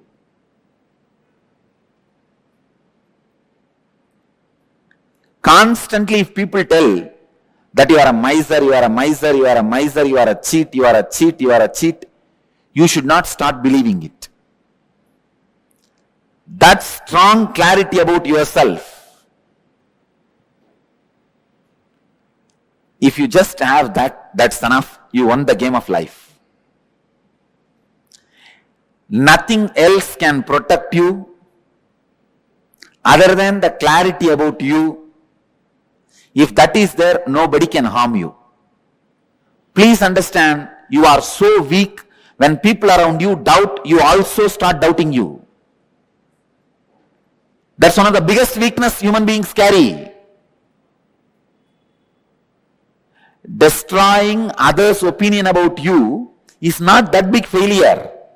But if you are also influenced by the others' opinion about you, you are a failure. In my case, the only reason I won the game, they lost the game, is they are able to convince the whole world about me, but they are not able to create one doubt about me in me. Have a strong fort. Nobody can take away your kingdom. Strong fort means, in your inner space, be authentic and clear about what you are and what you believe, what you want. Many times, in you, when the clarity is not there, when you have restrictive patterns, suffering starts for you.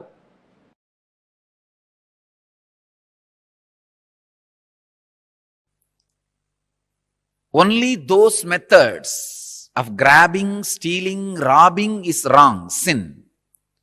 Otherwise, creating wealth, if you are contributing something directly to the people, universe, if you are grabbing from others without contributing anything, that is what is sin. So creating wealth is intrinsic part of life.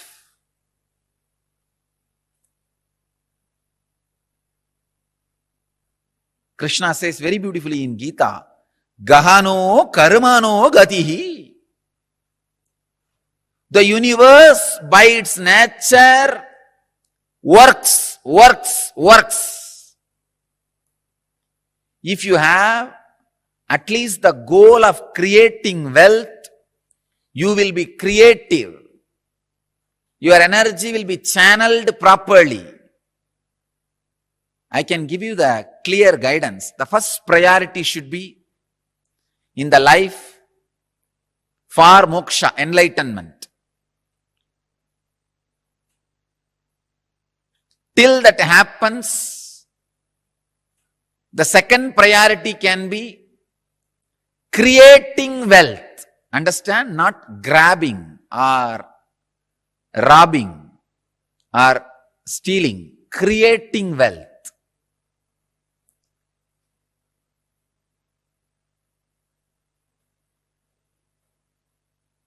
Anything else is a third priority. And I don't want to talk about third priorities. Creating wealth makes you non-violent because you will be too busy with the people, with the world, with life by creating.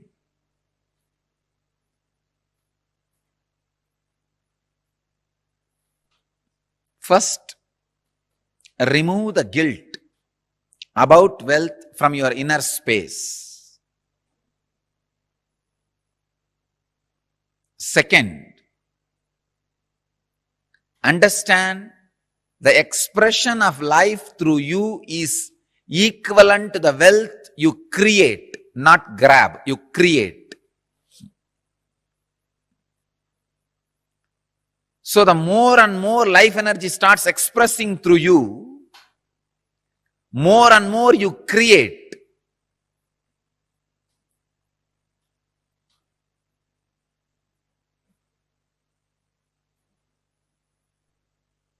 Life energy expression and wealth is one and the same. Seekers always justify their poverty as their spiritual quality and innocence. So if you are not wealthy, understand, if you have decided not to create wealth, great. But if you want to create wealth and not wealthy, if you have a greed for the wealth or a desire for wealth and not wealthy, be very clear, you are not a seeker, you are a seeker. Something is seriously wrong with you. Look into it. Wealth itself is not sin. Somebody is having problem because of having. Somebody is having problem because of not having. Problem is a problem. Wealth is not a problem. Problem is a problem. Wealth is not a problem. Person who is having guilt because of having, person who is having guilt because of not having, both are big, you can say very big sickness.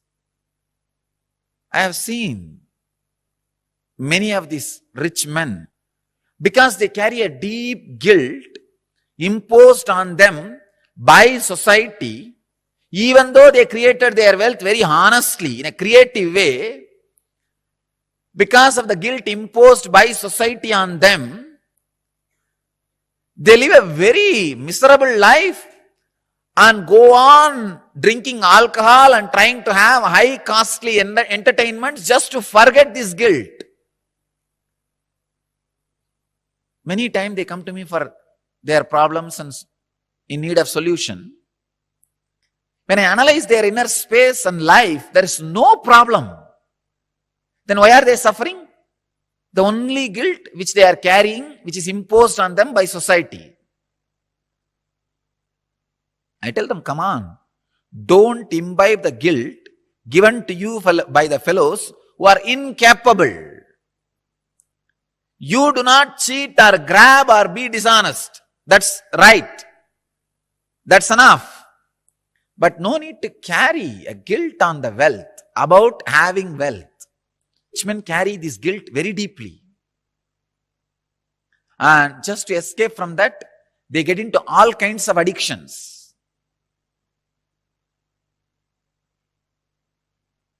And their life is hell as a fellow who doesn't have money.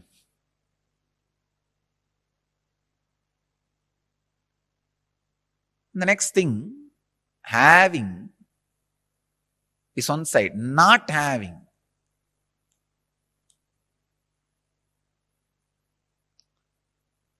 This is a very funny side.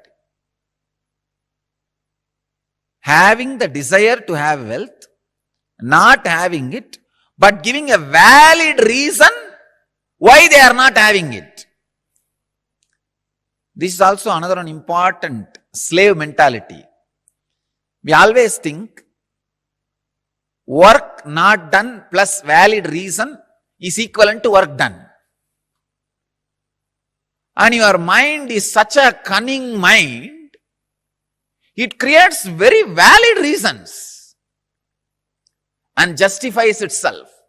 Why? You are poor, and not only that, adding sacredness to poverty. Who are adding sacredness to poverty. Relax. Don't add sacredness to your scaredness. Because you are scared of life, you back out from life, and for the feeling of scared, you add sacredness. You start saying, no. You see, I am not the kind who can tell lies.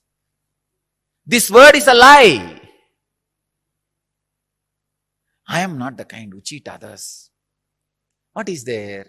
Little bit, 2 meal, and 1 small house, and 2, 3 piece clothes. That's enough for life. If it is enough, why are you going around and bragging about it? Be content. The fellows who talk about their poverty being their great quality will not keep quiet, because they are trying to make sacredness out of it. Please understand, as Krishna says, Gahano karmano gadihi. Life's flow is work. If you are not creating wealth, all your work is happening in wrong direction. Your work is happening more in the line of destruction, not in right direction. The integrity, I am telling you from my experience. Now, experience of handling so many worst possible situations in life. Actually,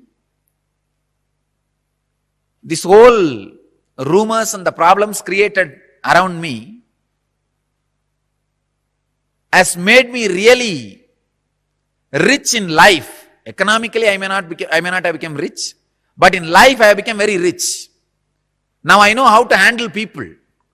I know who should be trusted and who should not be trusted.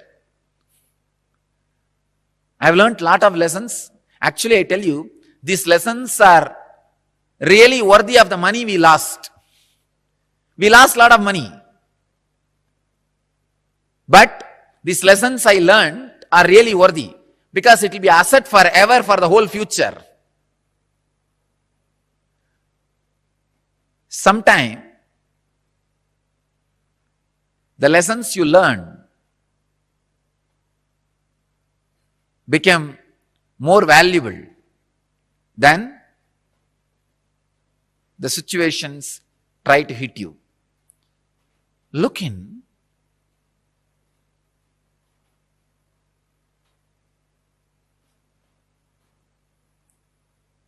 Remove the deep hatred for work. See, life is by its nature flow. If you create wealth, at least it will be directed in one line of creativity. If you are not creating wealth, be very clear. One, you will be spending all your time in destroying something, somebody, or you will be spending all your time in fighting with you, in depression. Fighting with your own self. Morning half an hour you will argue whether to create wealth or not. Evening half an hour you will argue whether to create wealth or not. Morning you will argue, I should create wealth. Evening you will argue, no, I should not create wealth. And night you will fall asleep. Between the morning and evening, again you will be spending time in eating. That's all. After 20 years, what you have done? No, I debated morning whether to create wealth or not. The side of creating. In the evening, debated for not creating. Finally, nothing has happened. Life is wasted. That's all. Not having wealth is a wrong mental setup. Awaken. the creativity in you. Remove the hatred for work, creativity.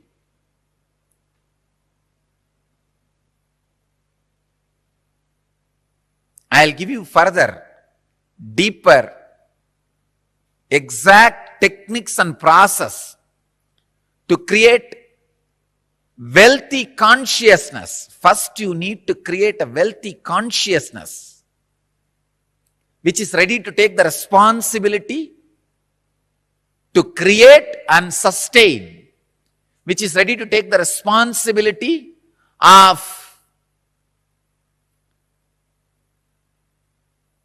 being creative.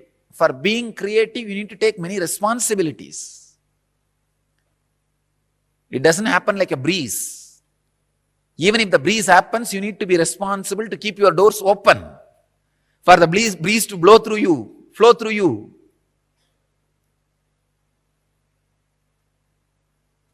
In Vedic tradition, we have two major gods representing wealth, Kubera and Lakshmi.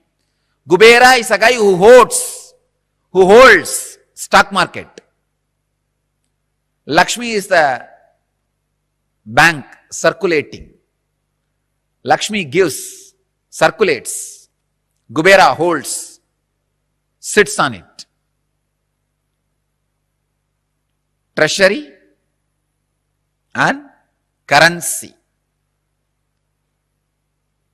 We have another two dimensions of wealth in Vedic tradition, Sanganidhi, Badumanidhi. Understand? Badumanidhi means flowered wealth, like a lotus, created. Sanganidhi means conquered wealth. Flowered wealth, conquered wealth. Conquered wealth is not robbed wealth. Please understand. Conquered wealth is not robbed wealth. It is not like a Gajni Muhammad coming to Somnath temple and robbing the whole temple, grabbing all the gold and taking it away. No, that is not Sanganidhi.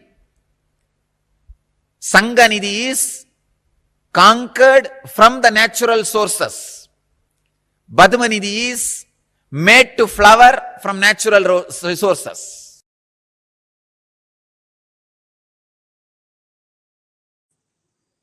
Let me expand on wealth consciousness. The first conclusion you need to come, it is integrity. That's the most shortest way to enjoy wealth. Second, owning but not possessing means go on sharing.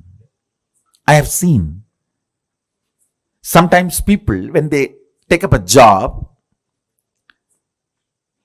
they develop vengeance towards boss. Hey, you are giving only 50,000 salary for me. I'll work only for 8 hours minimum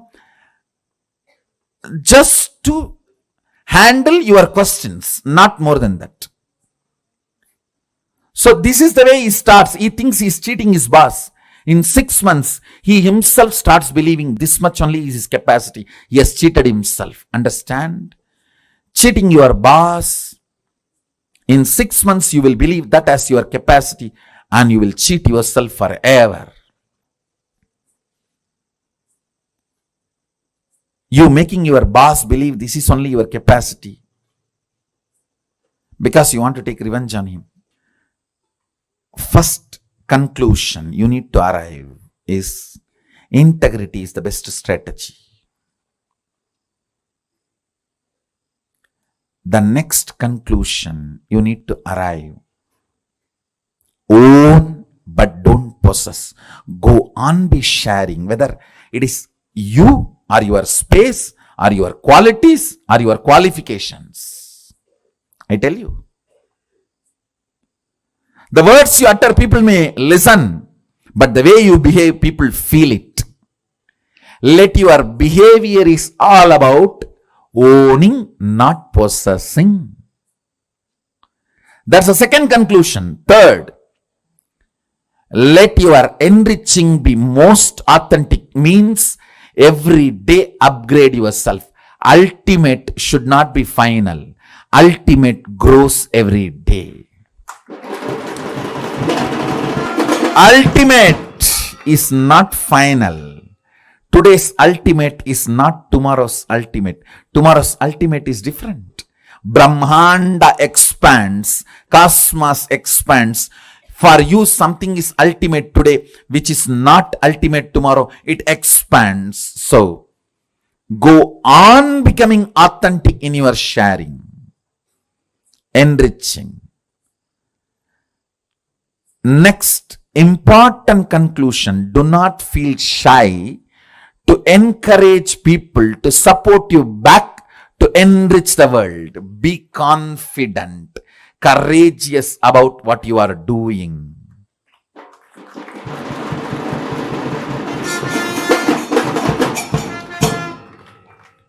Don't be weak. Be confident about what you are contributing and encourage people to contribute back to them so you can continue to contribute. You can keep this Dharma Chakra alive. That's all. Just these 4 conclusions arrive. Now, one good news I have for you is our Vedic masters, Vedic rishis, Vedic visionaries, starting from Sadashiva, they have mastered a science to bring these highest thought currents and ignite your inner space through certain rituals and processes. That's what we call Homa and making Aushadha. Understand? Thought is as matter as any item which is seen by you in front of you. Please listen. I am repeating. A thought current is as matter as the mic, camera, TV, and all the items you are seeing in front of you. If this hand key can be given to you, a thought current also can be given to you. Our Vedic visionaries have mastered the science of bringing a thought current and infusing it into the people. It is called initiation. They mastered this science. It is possible. It is reality. There is no placebo effect range. Understand? There is something called placebo effect. Any doctor gives any medicine, 40% of the patients will be cured. That's called placebo effect. The effect of this initiation is not the placebo range. It is undeniable. It can stand the scrutiny of the verification, follow-up, documentation and scientific research and analysis. It is not placebo effect range. Understand? Our masters have mastered this science of making the thought current come in a space through yajna, means the thought current from the space will be brought into the air through the mantras and into the fire through the offerings, into the water in the kata pot and sprinkled on you and into your mind through that water being sprinkled on you. The Dhanagarshana Bhairava Homa. The thought currents of awakening wealth consciousness in you, deciding to be ferocious within you and awaken your wealth consciousness. Ferociousness is not anger. If you feel society has cheated you, you are angry about the wealth, you will never manifest wealth. Ferociousness is different, anger is different. Kalabhairava, Dhanagarshana Bhairava is ferocious but not angry. Understand? To infuse the ferociousness to manifest wealth consciousness in you.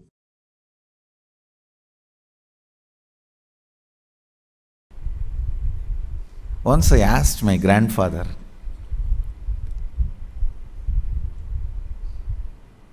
is really such a person of charity. Every day in the night time, when he finishes his accounts, I learnt this habit from him. Even if it is 1 o'clock, 2 o'clock in the night, those days there is no computer and all. It was only in the notebook. Only after signing the ledger, completing the accounts of the shop he was running. He was running a rice mandi, wholesale rice godown. Only after completing the ledger, signing, he will go to bed. I learned that habit from him. And the most important thing, he had a box. On that box, there will be a board called Magame Bandu. Means 10% of his net income, he will put it in that box every day. That is kept for charity. So any temple function, religious function, temple inauguration, Annadan, anything, people will come. When they come based on their function level or expense level, he will give donation.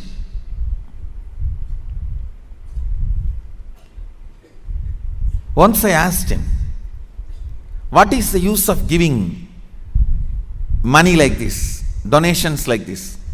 He said, the result of giving donations like this is more people will come to receive donations. That's all. Understand? Reward for wealth is more wealth, reward for love is more love, reward for work is more work, reward for charity is more charitable, more charity opportunities. Reward for integrity is more integrity.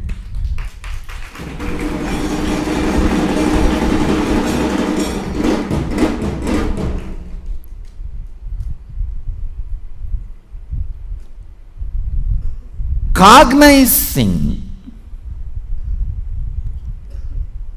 the joy integrity brings in you, the powerfulness you experience through integrity, cognizing integrity is the ultimate no blind spot shrewd strategy for life. As I said, your plans are two cunning strategy. Integrity is three cunning strategy. Mukkan strategy.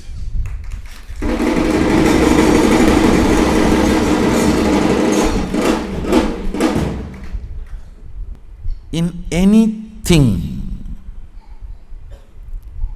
whether your relationship with your body, your relationship with life, your relationship with existence, your relationship with the ultimate source, your relationship with society, your relationship with humanity and its laws,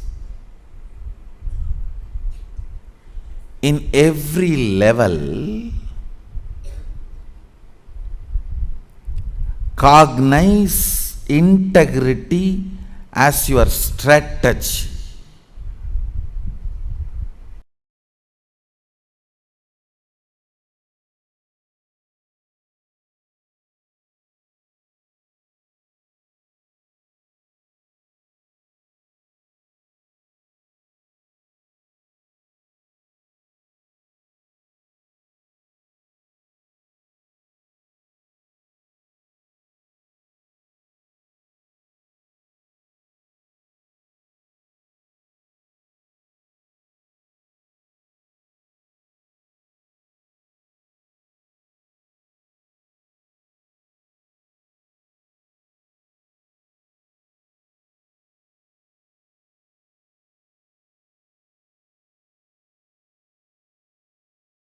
understand the word, the luxury of simplicity. I am defining luxury of simplicity means to keep yourself inspired and excited and enthusiastic, alive. I do not need anything from outside is luxury of simplicity. Array, simplicity is a luxury.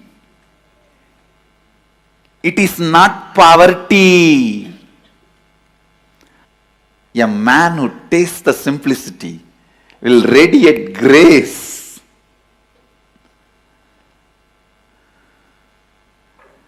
The luxury of simplicity, it's the property of Mahadeva.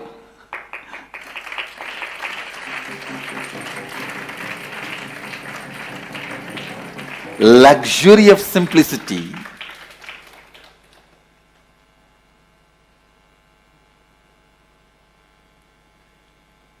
The ability to be constantly inspired, excited, alive, radiating.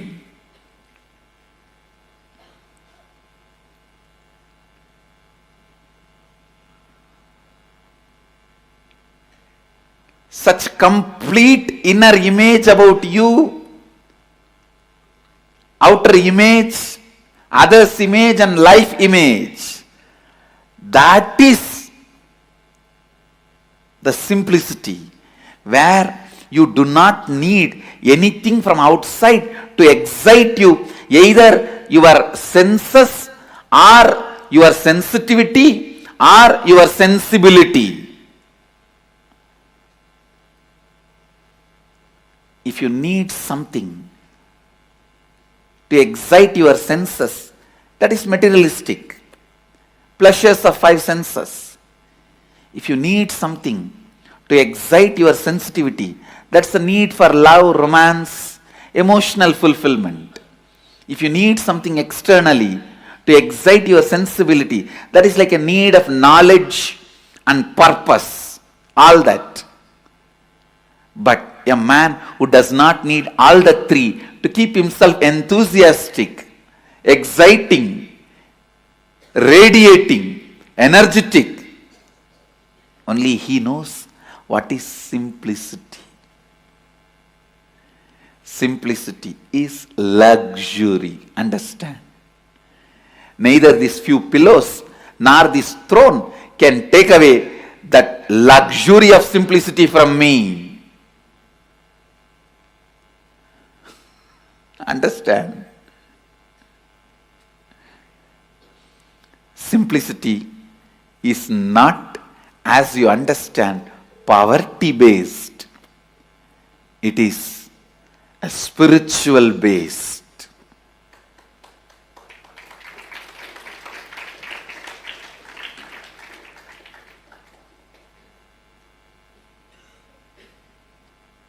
The inner space that decides everything about life.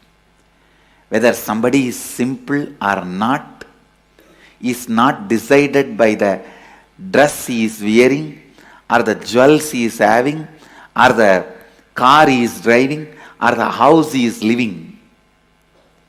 Somebody can be living in a poorest, most poorest slum, but he may need so many things to excite him from outside.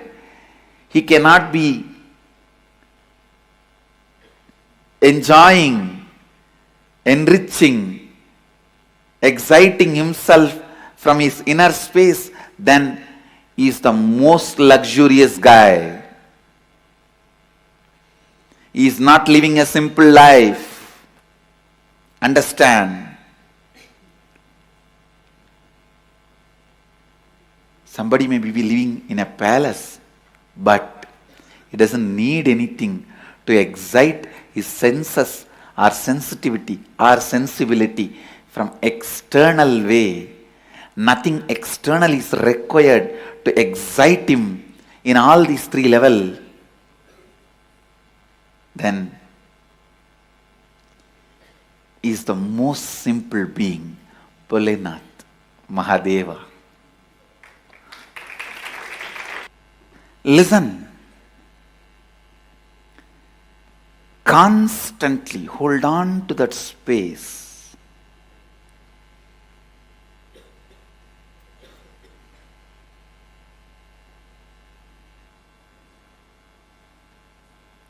You are Mahadeva, Shivoham, without encouraging the logic which asks for external evidence and external witnesses. Instead, in the first, start building internal evidences and internal witnesses. The moment you remember, I am Mahadeva, let me be in the bliss of Mahadeva, in the experience of Mahadeva, in the knowledge of Mahadeva. Let your logic start functioning in that first. Let the Shiva Bodha be built. The first effect will happen on you is luxury of simplicity will happen. Simplicity, which is the biggest luxury.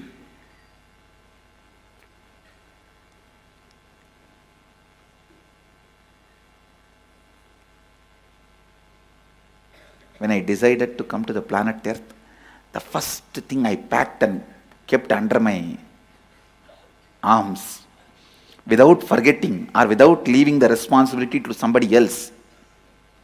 Land, I told, hey, you go and take it. Keep it ready for the Sangha. Wealth, I said, all right, you take it and go. So many things, strategy, so many things I sent it through so many people and told them, hey, go and keep all the things ready. But one, I myself kept it under my arms without leaving it to anybody is luxury of simplicity. Understand, this one property, I did not leave it to anybody. I did not leave that responsibility to anybody. Because this is the most important property I need.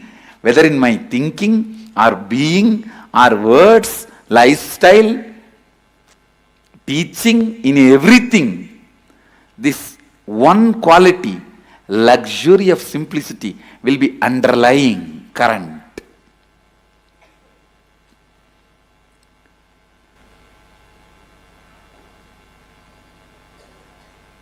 I tell you, that's the biggest richness anyone can have. The ability to be never dependent on anything. Ability to be never dependent on anything.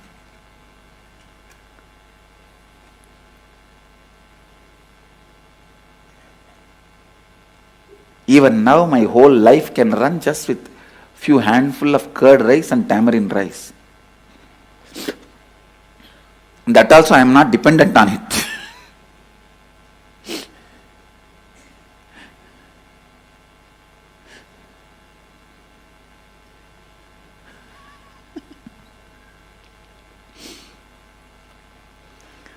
I tell you, when you start invoking Shivoham, living Shivoham, digesting Shivoham, breathing Shivoham, the first internal witness and evidence which will start getting built is luxury of simplicity.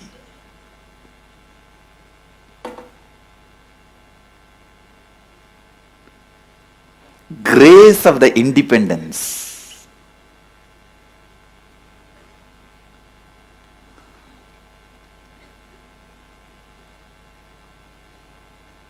The grace of the independence. The people who don't know what is simplicity, those stupid fellows are telling, I am not simple. I really wanted to tell you guys, even contemplating Shivoham will start creating the luxury of simplicity in you. start developing that internal independence, the richness, luxury of simplicity.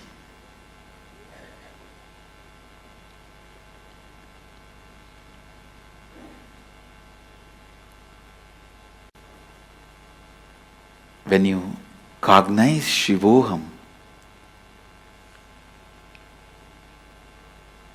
the luxury of Kundalini happens in you.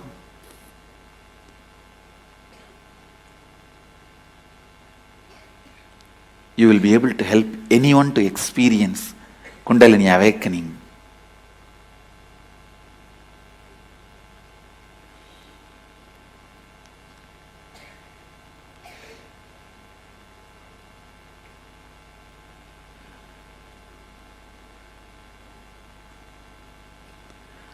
Only the person who knows the luxury of simplicity can be Tyagaraja.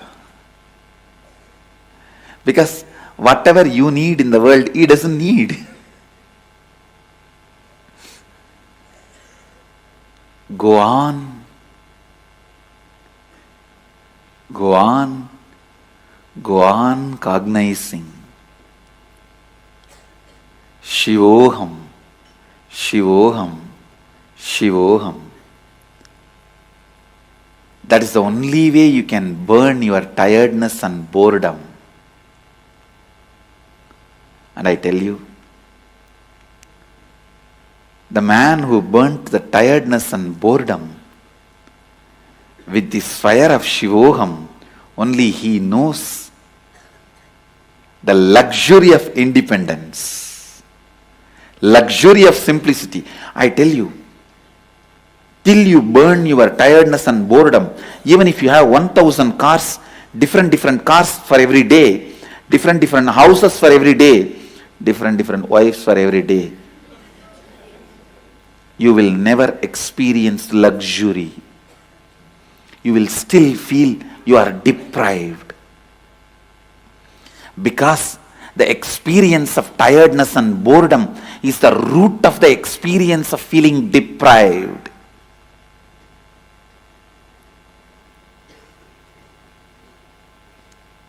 If you can be bored, not 1,000 car, even if you have 1 million car, you will be bored. If you can be bored, not just 1,000 houses, even if you have 10 million houses, in all the best locations of the world, you will be bored.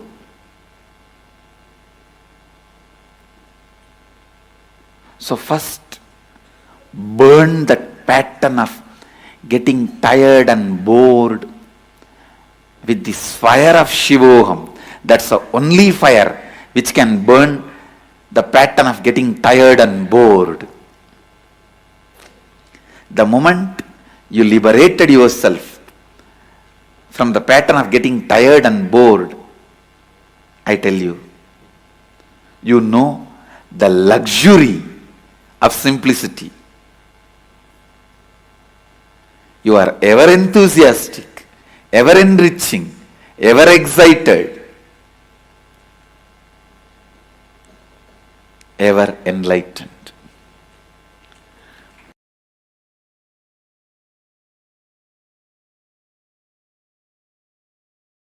Anyone who has seen me in a very close quarters, my personal life 24/7. 3 years before, people used to have that opportunity. Only last 3 years, I have withdrawn from the society, human society, and no one has access to my life other than the time I come out and sit for satsang classes initiation. But in those days, 3 years before, people used to have access to see my personal life 24/7. For quite a long time, I was even resting in samadhi in my courtyard outside. the swing, the Kailasa courtyard, and people will be able to peep in while they walk across the Kailasa courtyard.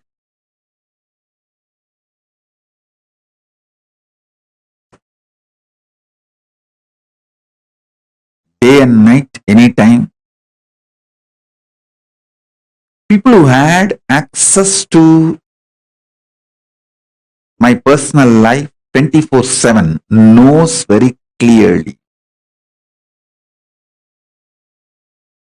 how the system I am using, body and mind, is eternally, intensely, continuously inspired, excited, hardworking, alive, awake.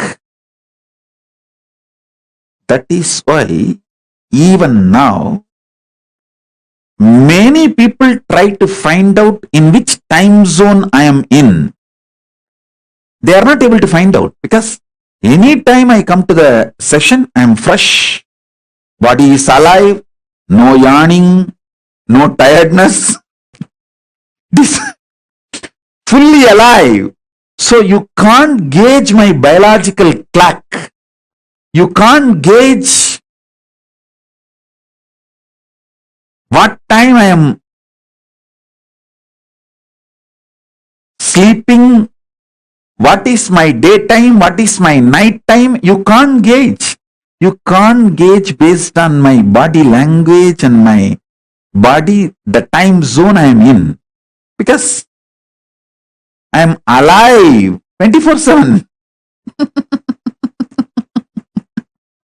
No tiredness, no yawning, no symptoms of anything related to biological clock. I tell you,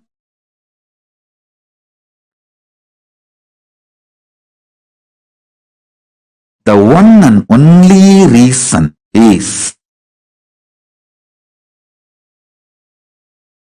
using consciousness as fuel. It's not that I don't take external food. As long as I was in India, I used to take 1 meal a day. Sometimes, I think when I traveled to US and all the countries, I even had 2 meal a day. But after I left India, withdrew from human society, then I reduced it to once in 15 days, solid food, and other times liquid, sometimes little semi-solid like a kire, spinach.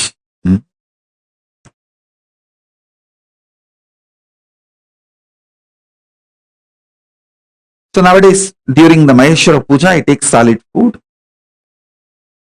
Please understand, it's not that I am not taking the food, the external fuel, but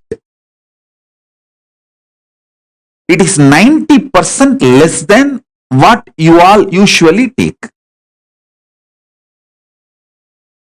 It's almost like a 90% less than what you all take. So understand,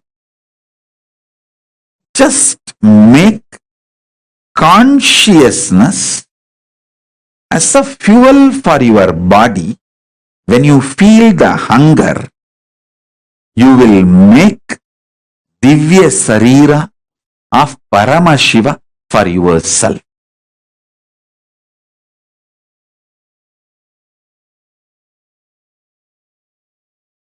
I tell you, freedom is knowing you can manifest the life you want just like that. I'm defining freedom. Freedom is knowing you can manifest the life you want just like that. Actually, you are free. You can manifest the life you want just like that. Why don't you understand? I am the living example. I want to stand on the top of the world and scream, which I am literally doing now. Standing on the top of the world, KAILASA, and screaming, oh human beings, because you have a consciousness, which is my own reflection, you are all free and you are all empowered to manifest the life as you want. Anything else, all other alternative beliefs you are carrying, your impossibility, everything is the brainwashing done to you for the people, by the people who are planning to exploit you. Dun, dun, dun, dun, dun, dun, dun, dun. This is exactly what to do. Anyone makes you feel you can't manifest the life you wanted is planning to exploit you. I tell you, your SDHD really does not matter. Your conscious decision matters. For example, I give you an example. Somebody, he decides today onwards, I will consciously surrender myself to Paramashiva and manifest Paramashiva in me. Then naturally self-doubt and hatred and denial, self-doubt, self-hatred, self-denial will wake up and say, what are you talking? You Paramashiva? Paramashiva means he is a creator, destroyer, liberator. He does all the 5 action. He creates, he maintains, he destroys, he pulls out of depression, delusion, and he liberates. How can you be Paramashiva? That your self-hatred, self-denial,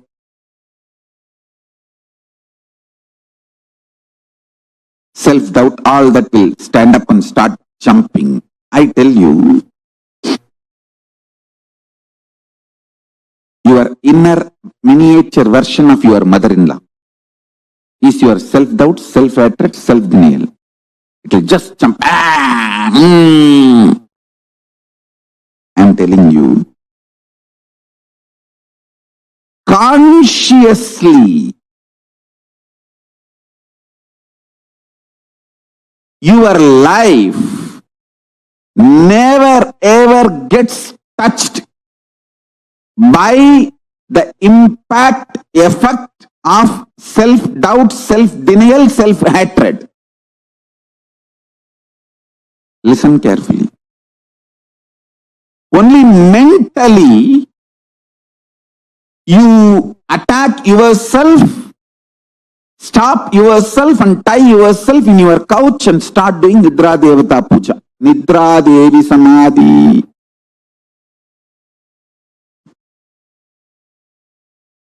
Listen.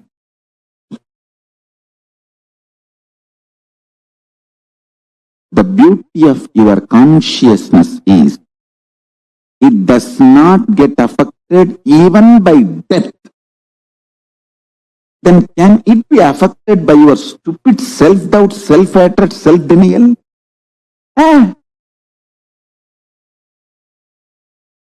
No, sir. No, Swami.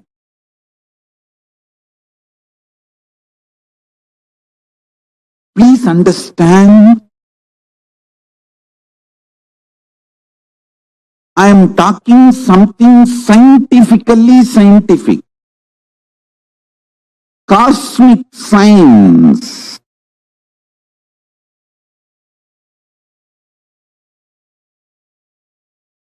Your existence, what you feel as you consciously,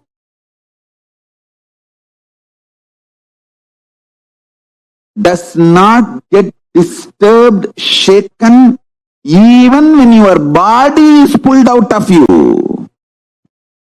When your mind is pulled out of you.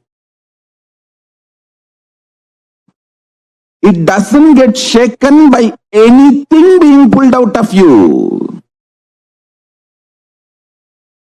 Listen, I am not brainwashing you. Keeping Mahadeva, Paramashiva as a witness, I am revealing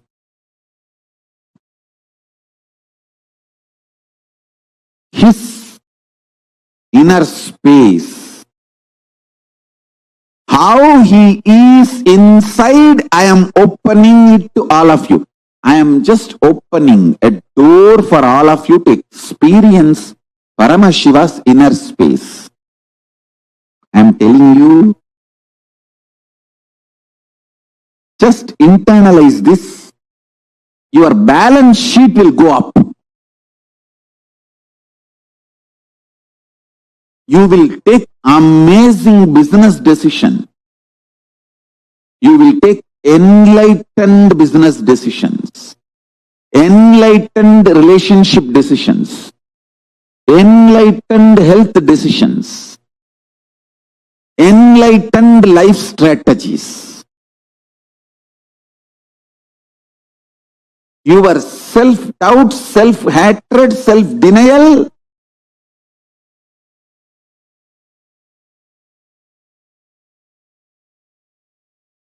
does not impact you.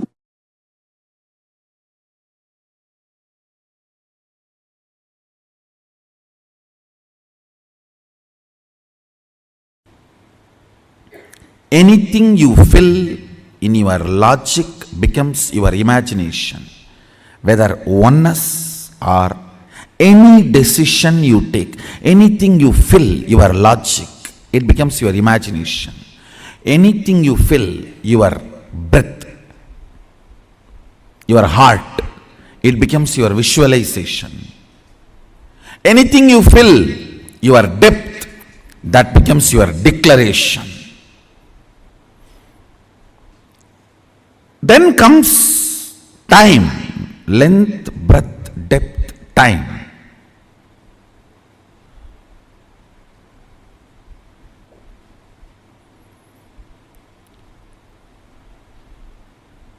Only anything becomes part of your space can be ever yours.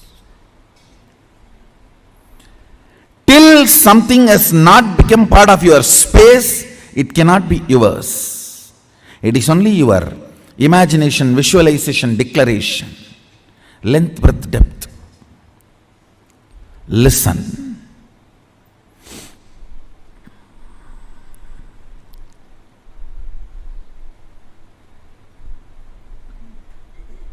I made a statement, ferociousness breaks the time layer, removes tiredness, depression, boredom associated to length, breadth, depth, and makes anything as your space.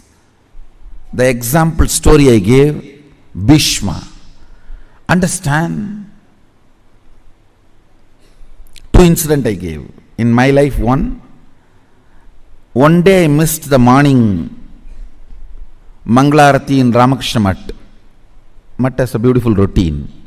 Early morning, during the summer it is 4 o'clock and during the winter it is 4:30. The morning Manglarati, everyone has to come and sit and do the spiritual routine. One day I missed the morning Mangalarti because I overslept. I did not do the cute analysis. Oh, what is the pattern? What must be the reason I overslept? I did not do all that cute diagnosis analysis.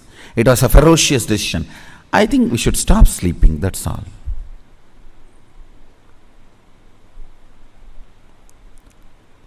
The ferociousness with which I decided to stop sleeping. Only next 3-4 days I did not sleep.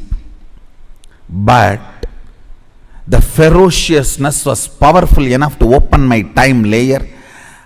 My decision to be in Mangalarati moved from length, imagination, breadth, visualization, depth, declaration to the space. Time opened up. And after that, not only I never missed Mangalarati, never sleep was a voting component of my life.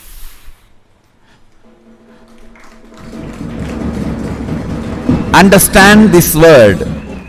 Sleep last voting right in my life's any decision.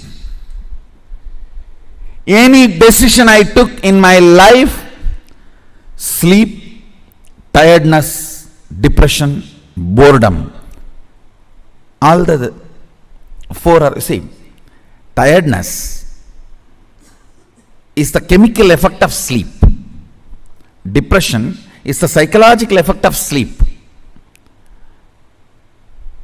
Boredom is emotional effect of sleep. Coma is physiological, psychological, emotional effect of sleep.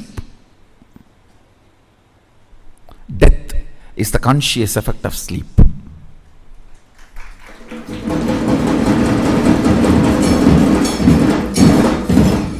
After that day, no decision could be influenced. Understand? After that, no decision in my life was influenced by sleep.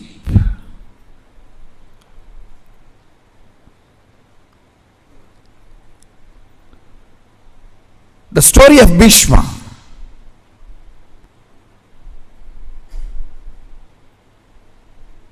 He goes to the woman. Santanu has fallen in love. Actually, he is going to pick up a girl for his father. That itself was not usual in Vedic tradition. And she expresses the fear that my son will not be a king. So I don't want to marry your father because you will be the king. Even if you don't become, your son will fight for the throne. See the ferociousness with which he handles the problem. He is not saying, don't worry, I will not fight, I will make sure my son does not fight. No!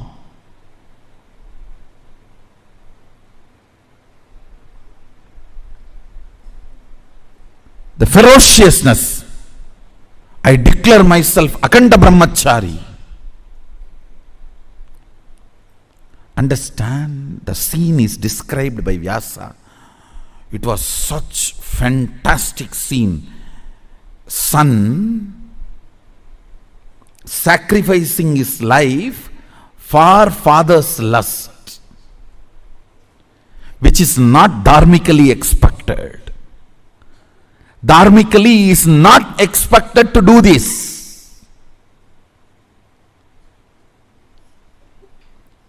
He just deals the whole problem with ferociousness and says, not only I will be a servant forever to the Hastinapur throne, he declares himself as a servant of the Hastinapur throne forever, and he died for Hastinapur throne till the end.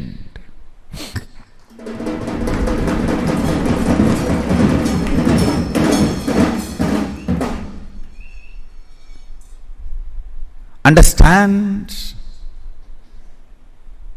He dropped his body to protect Hastinapur throne. The last act he did, giving all the spiritual and dharmic strength he had to Dharmaraja. Now he is Hastinapur throne head.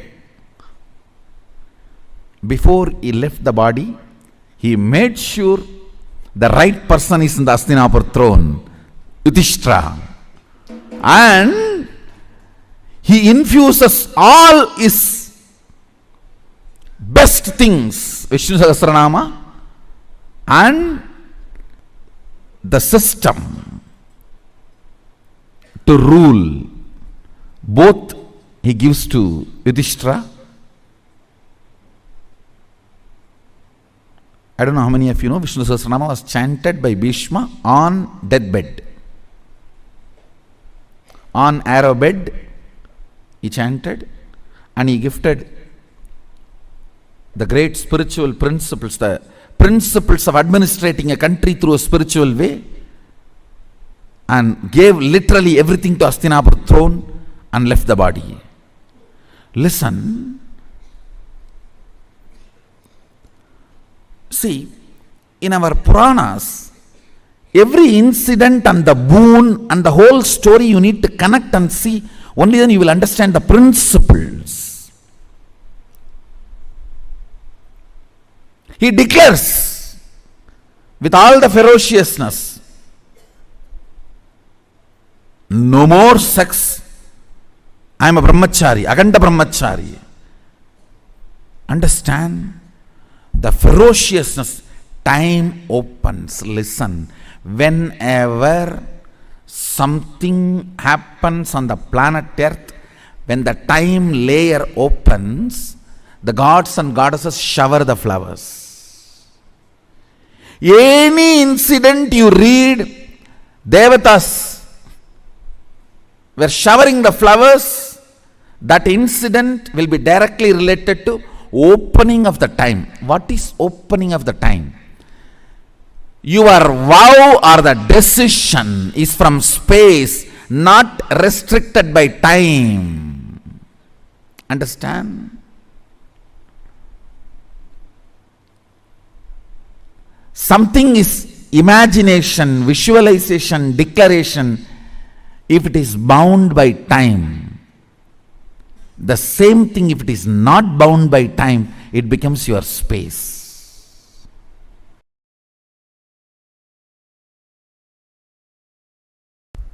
When I was in the Ramakrishna Mat, once I missed morning Manglarati. Manglarati is supposed to be 5 o'clock.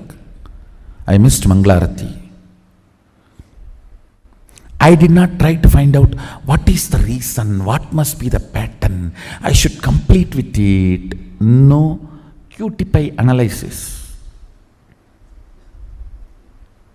No.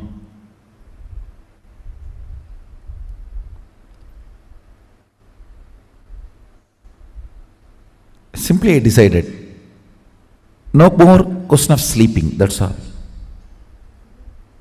Tie the rope on the shika, tie it on the cart, over. Sit. Only if you sleep, you will miss morning Mangalarti. Stop sleeping, that's all.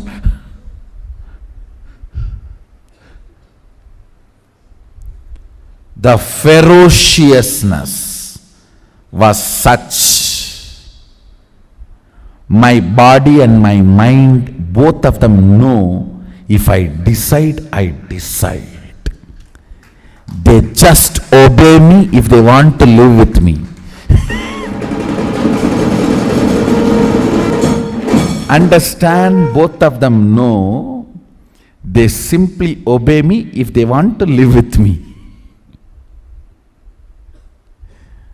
Never again ever I missed my morning Mangalarati.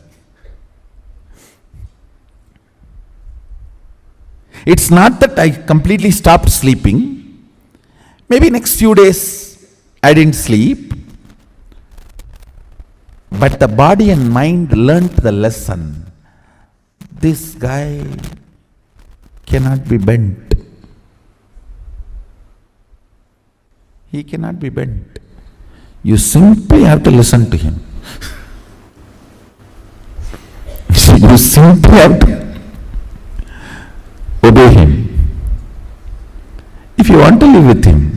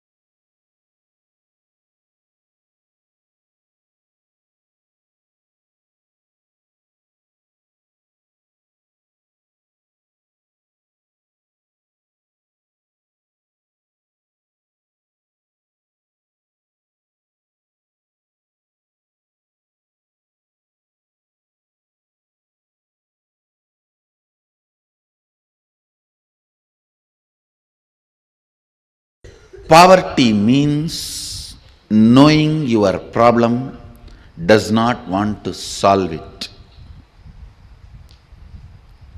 Richness means constantly being alive. Please understand, being alive is enough. You will not tolerate the existence of conflict and confusion and dilemma. All I am requesting you to get out of poverty is just increase the number of your waking hours. Nothing else. Reduce the tiredness and boredom. The time you worship Nidra Devi Puja, reduce that time, that's all. Increase the number of waking hours, I tell you, because by your nature you cannot survive with dilemma and conflict. You will start finding solution. You will push yourself towards the solution. You won't keep quiet. The meekness, weakness in thinking through about your existential problems is poverty. Listen, meekness and weakness about thinking through in your existential problems is poverty.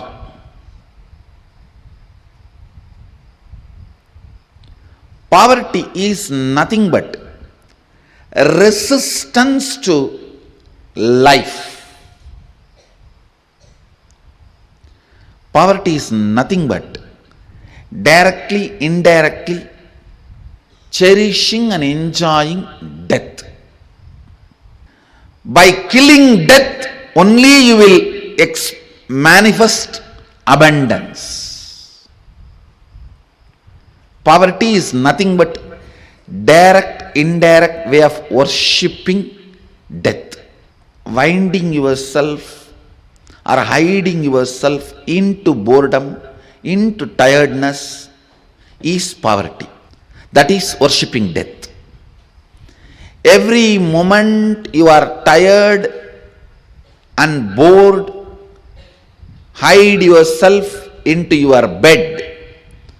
You go through the part-time death.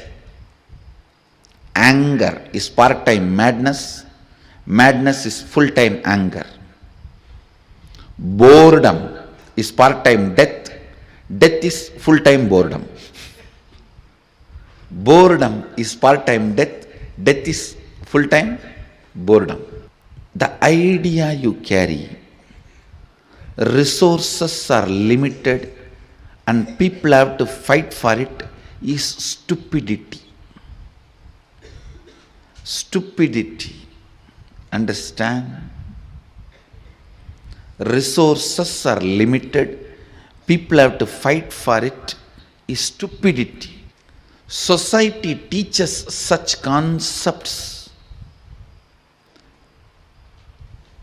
due to unconsciousness. Actually, I don't even want to complain on society because nobody calls society exists. It's all your unconsciousness put together is called society. It's an unconsciousness. Tiredness and boredom of all of you is put together is society.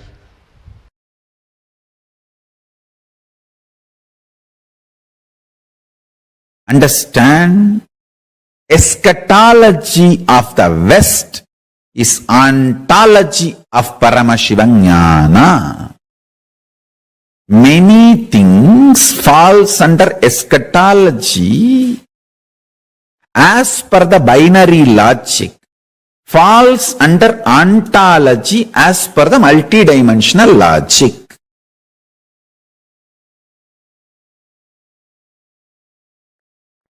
The endless resource. Understand one thing. I don't have any vested interest to teach you that you have endless resource. If I actually have a vested interest, I should tell you, you have only limited energy. I'll be supplying energy as per how much you pay. Based on that, I'll send the energy through meter. If I have vested interest, that is what I'm supposed to make you believe. But I am telling you, screaming you, you have endless resource, inexhaustible resource. Not only that, you are Swayam Prakasa. I ask you to attend satsang so that you will not forget this truth. I will constantly remember the same truth. So you will start manifesting it. That's all.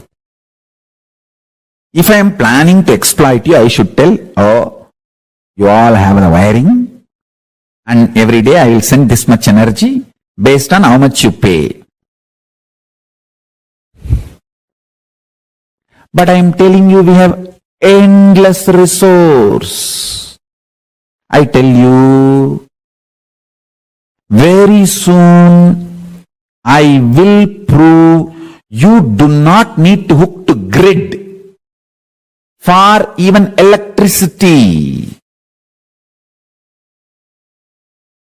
You don't even need to shit or pee to get electricity for your home.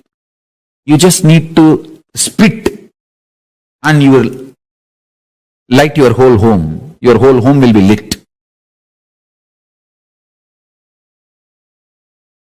You don't even need to spit. You just enter your house, it's lit. You don't need to be connected to grid.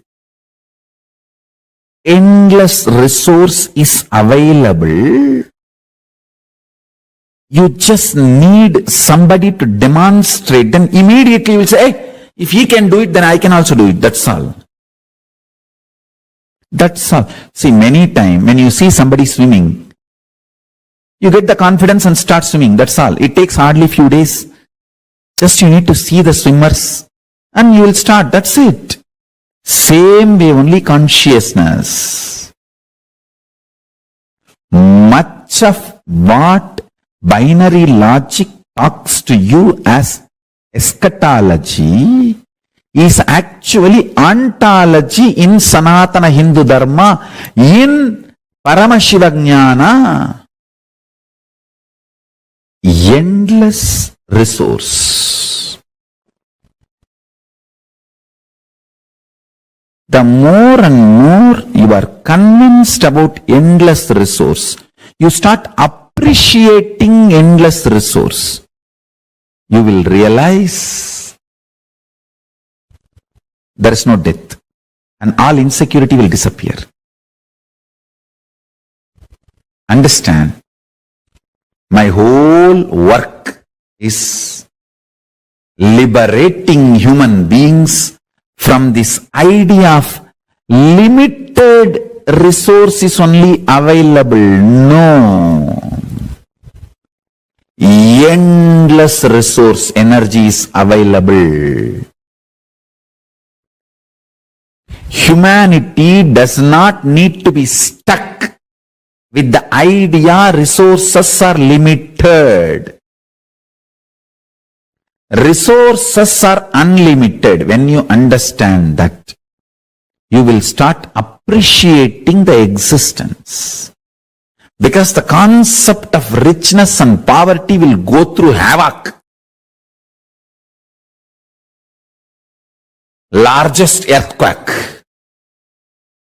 Actually, with the grace of Paramashiva, soon one day I will prove these three statements, even to the people of binary logic. Endless resource is available. It's available inside you. And you can just like that casually start manifesting and using it. The day I establish this to a binary logic people, that day there will be a huge earthquake for the concept of poverty and richness. The whole idea of poverty and richness will be shaken. Because when there is endless resource, Where is the question of poverty? And where is the question of superiority because of richness? Where is the question of rich people declaring their supremacy over the universe, over the planet Earth, over everything available? Rich people declaring supremacy is the worst racism on the planet Earth. Rich people declaring supremacy over the poor people is the worst racism on the planet Earth. It's 1,000 times ugly, worst, criminalistic than religious supremacy, color supremacy, race supremacy, gender supremacy, political supremacy, any other supremacy.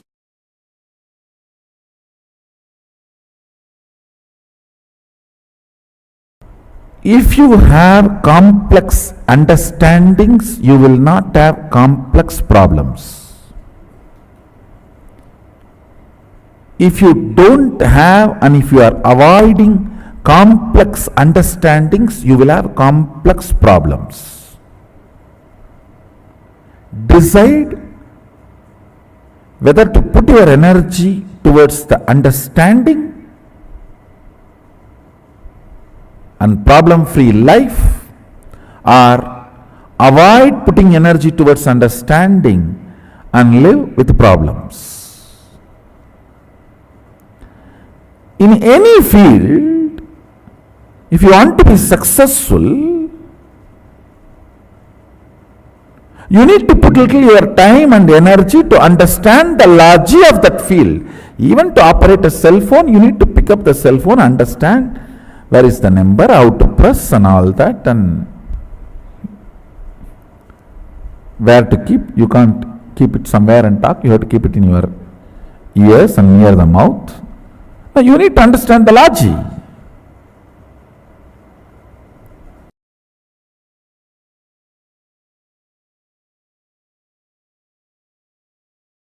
The ultimate Paramashiva is not only rich, he is generous. Understand? A real rich man will be always generous because he will have so much confidence that he can manifest richness. When a poor man becomes rich, he will always be miser. Understand? Because he doesn't know the logic of richness. Logic of richness. Richness can continue to exist as richness only if you allow your currency to be current. Listen carefully. By holding, never anybody can remain rich. Only by allowing the currency to be current, you can be rich. Poor man who does not understand the existential principles of economy, existential economic principles, remains as miser after becoming rich. A real rich man understands it is generosity keeps the richness alive as rich, not being miser. Paramashiva knows, and he is the source of this existential principles about economy, existential economic principles. He is not only rich, generous. Paramashiva Jnana is available to the whole world. Just map it to your conscious